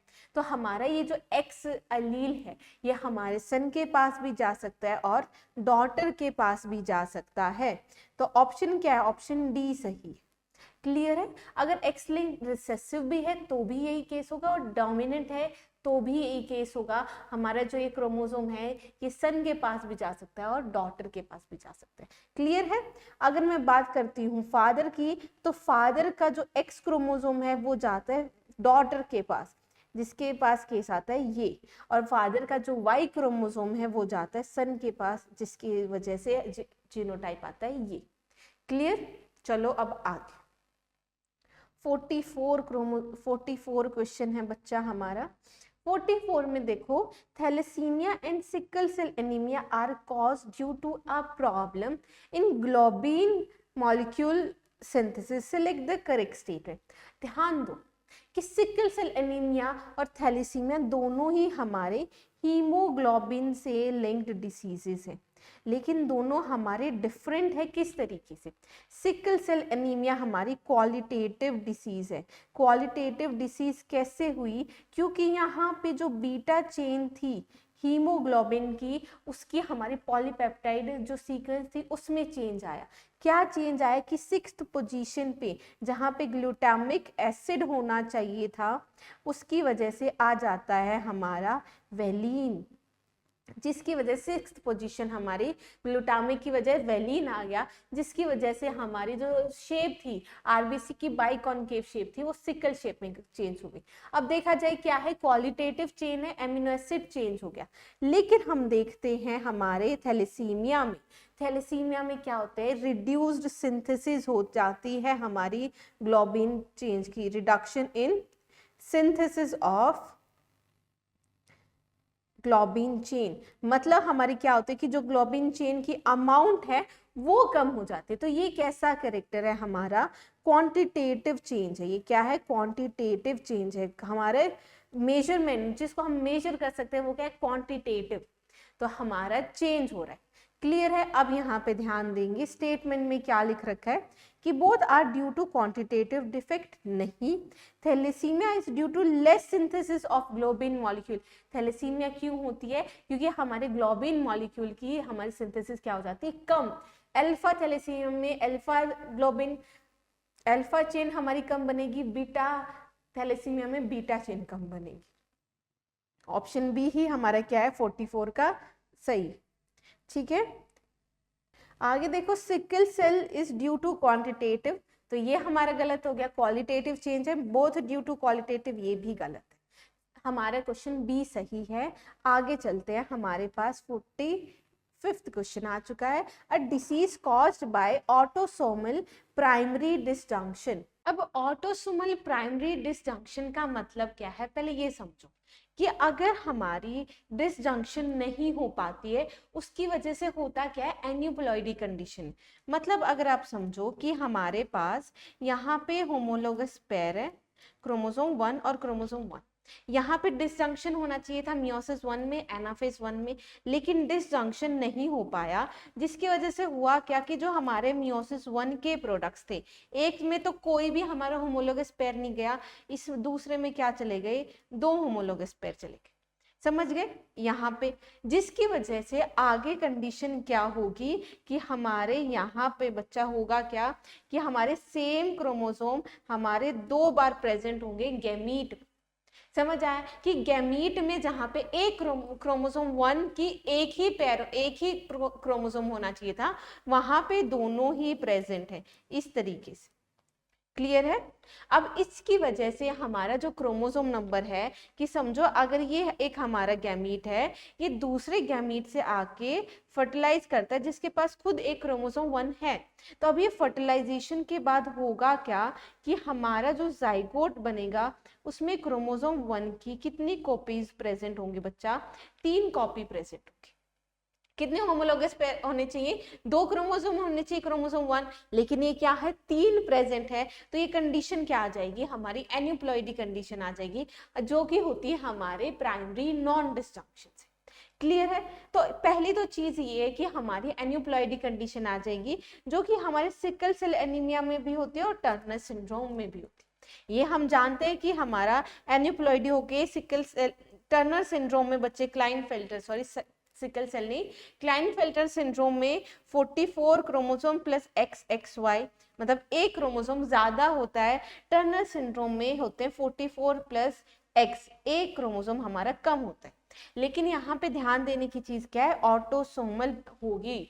ऑटोसोमल, ये भी हमारी एक्स लिंक्ड है, ये भी हमारी एक्स लिंक्ड है। डाउन सिंड्रोम में होते हैं बच्चे 47 क्रोमोसोम, जिसमें 46 तो हमारे नॉर्मल है और है हमारा एक्स्ट्रा कॉपी है किसकी? 21 क्रोमोसोम की। इसका मतलब है आंसर कौन सा सही होगा? हमारा ऑप्शन डी ही क्या होगा? बिल्कुल सही होगा। क्लियर है? यहाँ पे अगर तुम्हारे पास डेफिनेटली अगर आता कि कौन से क्रोमोसोम का नॉन डिसजंक्शन होता है, दैट विल बी 21 क्रोमोसोम, क्योंकि 21 ट्राइसोमी देखी जाती है। जबकि सिकल सेल एनीमिया हमारी क्या है? Point mutation. क्या है? पॉइंट म्यूटेशन है, सिंगल बेस पेयर में हमारा चेंज आता है, उसका नॉन डिसजंक्शन से लेना देना नहीं। तो यहाँ पे ऑप्शन डी सही हो गया। अगला क्वेश्चन चलते हैं, अगला क्वेश्चन है 46। If a colour blind man Mary's a women. अब एक कलर ब्लाइंड मैन है, ठीक है, जो शादी करते हैं एक वुमेन से who is homozygous for normal colour. Homozygous और नॉर्मल कलर के लिए इसका मतलब है कोई भी डिसीज एलील प्रेजेंट नहीं होगा। The probability of their son being colour blind, तो अब कलर क्या प्रोबेबिलिटी होगी for their son being colour blind? इसको तुम बिना क्वेश्चन, बिना सॉल्व किए, मतलब बिना पेन चलाए भी सॉल्व कर सकते हो। कि आप जानते हो कि अगर मदर के पास कोई भी डिसीज एलील नहीं है तो एक्स लिंक डिसीज तभी आती है सन में जब या तो मदर कैरियर हो या मदर हमारी क्या हो? डिसीज हो, क्योंकि एक्स लिंक इनहेरिटेंस है। लेकिन यहाँ पे सिर्फ फादर डिसीज है, जिसकी वजह से होता क्या है कि हमारे फादर एक्स सिर्फ और सिर्फ डॉटर को देते हैं, तो हमारी डॉटर क्या होती है? कैरियर होती है, और यहाँ पे जो सन होते हैं वो बच्चे क्या होंगे? बिल्कुल नॉर्मल होंगे। तो हमारी प्रोबेबिलिटी क्या आ जाएगी? 0 आ जाएगी। समझ आया? 46 का क्या हो गया? ए हो गया। आगे चलो, अगला क्वेश्चन है हमारा 47। Pick out the correct statement, हमें करेक्ट स्टेटमेंट बतानी है। चलिए ठीक है। Haemophilia is sex linked recessive disease. Haemophilia sex linked recessive disease है, ब्लीडिंग डिसीज है, आप जानते हैं, बिल्कुल सही स्टेटमेंट है। हमारे जो डाउन सिंड्रोम है is due to aneuploidy. Down syndrome is due to aneuploidy. Aneuploidy का मतलब है कि क्रोमोसोम नंबर हमारा चेंज हो जाता है। तो बिल्कुल सही चीज है, यहाँ पे क्रोमोसोम नंबर कितने होते? 47 होते। 46 होने चाहिए थे, 47 है। हमारी कंडीशन क्या है? 2n+1 ट्राइसोमी देखी जाती है। तो सेकंड भी सही हो गया, 1 और 2 हमारा दोनों सही हो गया। फिनाइल कीटोन्यूरिया, जहां पे फिनाइल एलेनिन हाइड्रोक्सिलेज एंजाइम नहीं बन पाता, वो डिसीज भी क्या है? Autosomal recessive gene disorder. ये भी बिल्कुल सही स्टेटमेंट है। कमेंट सेक्शन में बता दो कौन सा हमारा कंपाउंड है जिसकी एक्यूमुलेशन हो जाती है। ठीक है, तो यहाँ पे ध्यान दो, 1 2 3 तीनों ही सही हो गए। आगे अगर हम देखिए sickle cell anaemia, sickle cell anaemia X link नहीं है बच्चा, ऑटोसोमल रिसेसिव डिसीज। क्या है? Autosomal recessive disease. तो ये भी हमारी क्या है? गलत है बच्चा। हमारा 1 2 3 तो सही था, डी हम फोर्थ हमारा ऑप्शन सही नहीं है, तो ऑप्शन बी सही हो गया। अब सिकल सेल एनीमिया में पॉइंट म्यूटेशन होती है। मैंने अभी आपको क्वेश्चंस में बताया था, मुझे बताइए कमेंट्स में कि पॉइंट म्यूटेशन पे कौन सा हमारा एमिनो एसिड रिप्लेस होता है और उसकी जगह पे कौन सा एमिनो एसिड इंसर्ट होता है। क्लियर है? 47 का बी हो जाएगा। आगे चलो 48। अब 48 देखो, विच of the following most appropriately describes haemophilia. इनमें से कौन सा है जो हीमोफीलिया को डिस्क्राइब करता है? ठीक है जी, क्रोमोसोमल डिसऑर्डर है। क्या क्रोमोसोम का नंबर चेंज होता है? नहीं। क्रोमोसोम सेट चेंज होता है? नहीं। क्या क्रोमोसोम का जो सेगमेंट इधर उधर होता है या डिलीट होता है? नहीं होता, गलत है। क्या डोमिनेंट जीन डिसऑर्डर है? नहीं। X linked recessive gene disorder है? हमारा दोनों ही। तो हमारा मोस्ट अप्रोप्रिएट आंसर क्या हो गया? हमारा आंसर हो गया बच्चा 48 का डी। ऑप्शन हो गया हमारा 48 का डी। क्लियर है? बहुत आसान क्वेश्चन था, बिल्कुल डायरेक्ट ही क्वेश्चन था। अगले क्वेश्चन पे चलते 49 पे। ठीक है, यहाँ पे देखो, A color-blind man marries a woman with normal sight who has no history of color blindness. इसका मतलब है कि हमारा मैन क्या है? कलर ब्लाइंड है, जिन्होंने शादी की एक वुमेन से जिनके पास कोई भी हिस्ट्री नहीं है कलर ब्लाइंडनेस की। मतलब वो क्या है? बिल्कुल नॉर्मल है। अब यहाँ पे हमसे पूछा गया probability of there grandson being colour blind. देखो इस क्वेश्चन को सॉल्व कैसे करते हैं बच्चा, ध्यान से देखना, थोड़ा टिपिकल क्वेश्चन है कि यहाँ पे देखेंगे तो सन क्या, यहाँ पे डॉटर क्या आ जाएगी? कैरियर आ जाएगी, और यहाँ पे हमारे सन क्या आ जाएंगे? नॉर्मल आ जाएंगे। अब हमारी 50, हमारे ग्रैंडसन की बात की गई है, तो 50% हम प्रोजनी हमारी डॉटर की लेंगे और 50% प्रोबेबिलिटी हम लेंगे सन की। हमारे पास ये मेंशन नहीं कर रखा है कि इन्होंने किससे शादी की, तो हम क्या करेंगे? इनको नॉर्मल ही समझेंगे। अगर मेंशन करता है तो ही हम डिसीज लेते हैं। तो जो डॉटर है उन्होंने शादी की एक नॉर्मल मैन से, जिसकी वजह से हमारे 50% तो आए हमारे डिसीज और 50% आए सन नॉर्मल। यही आए, सिर्फ सन की बात हो रही, ग्रैंड सन की। अगर मैं सन की बात करूं, उन्होंने एक लड़की से शादी की, उसको हम क्या लेंगे? नॉर्मल लेंगे। यहाँ पे बच्चा पूरा का पूरा 100% क्या आएगा? हमारा नॉर्मल आएगा, मतलब XY आएगा। अब यहाँ पे हम देखिए तो 4 पॉसिबिलिटी हो सकती थी, 2 यहाँ पे और 2 यहाँ पे। ठीक है, अब इन 4 में से बच्चा हमारा सिर्फ एक है जो कि डिसीज आ रहा है, तो प्रोबेबिलिटी क्या होगी? 1/4 होगी। ठीक है, गलती से ये मत करना कि इसका सिर्फ एक लिया आपने। ठीक है, ये नहीं करना होता। 50% हम सन के बेसिस पे बताएंगे, 50% बताएंगे डॉटर के बेसिस पे। तो यहाँ पे प्रोबेबिलिटी कितनी आ गई? 1/4 आ गई, मतलब आंसर क्या हो गया? बी हो गया। ठीक है, आगे चलते हैं अपना क्वेश्चन 50 में। देखो हमारे पास गिवन है एक पेडिग्री चार्ट और हमें बताना है कि ये किसको रिप्रेजेंट कर रहा है। ठीक है, बिल्कुल सही है। आगे देखो, बहुत इजी क्वेश्चन है बच्चे, डरने की बात नहीं है, बस हमें इस चारों को एक एक करके एलिमिनेट करते जाना और हमें देखना है कौन सा हमारा इनहेरिटेंस है जो यहाँ पे शो हो रहा है। ठीक है, पहले तो आप यहाँ पे ध्यान दे सकते हो इस क्रॉस पे।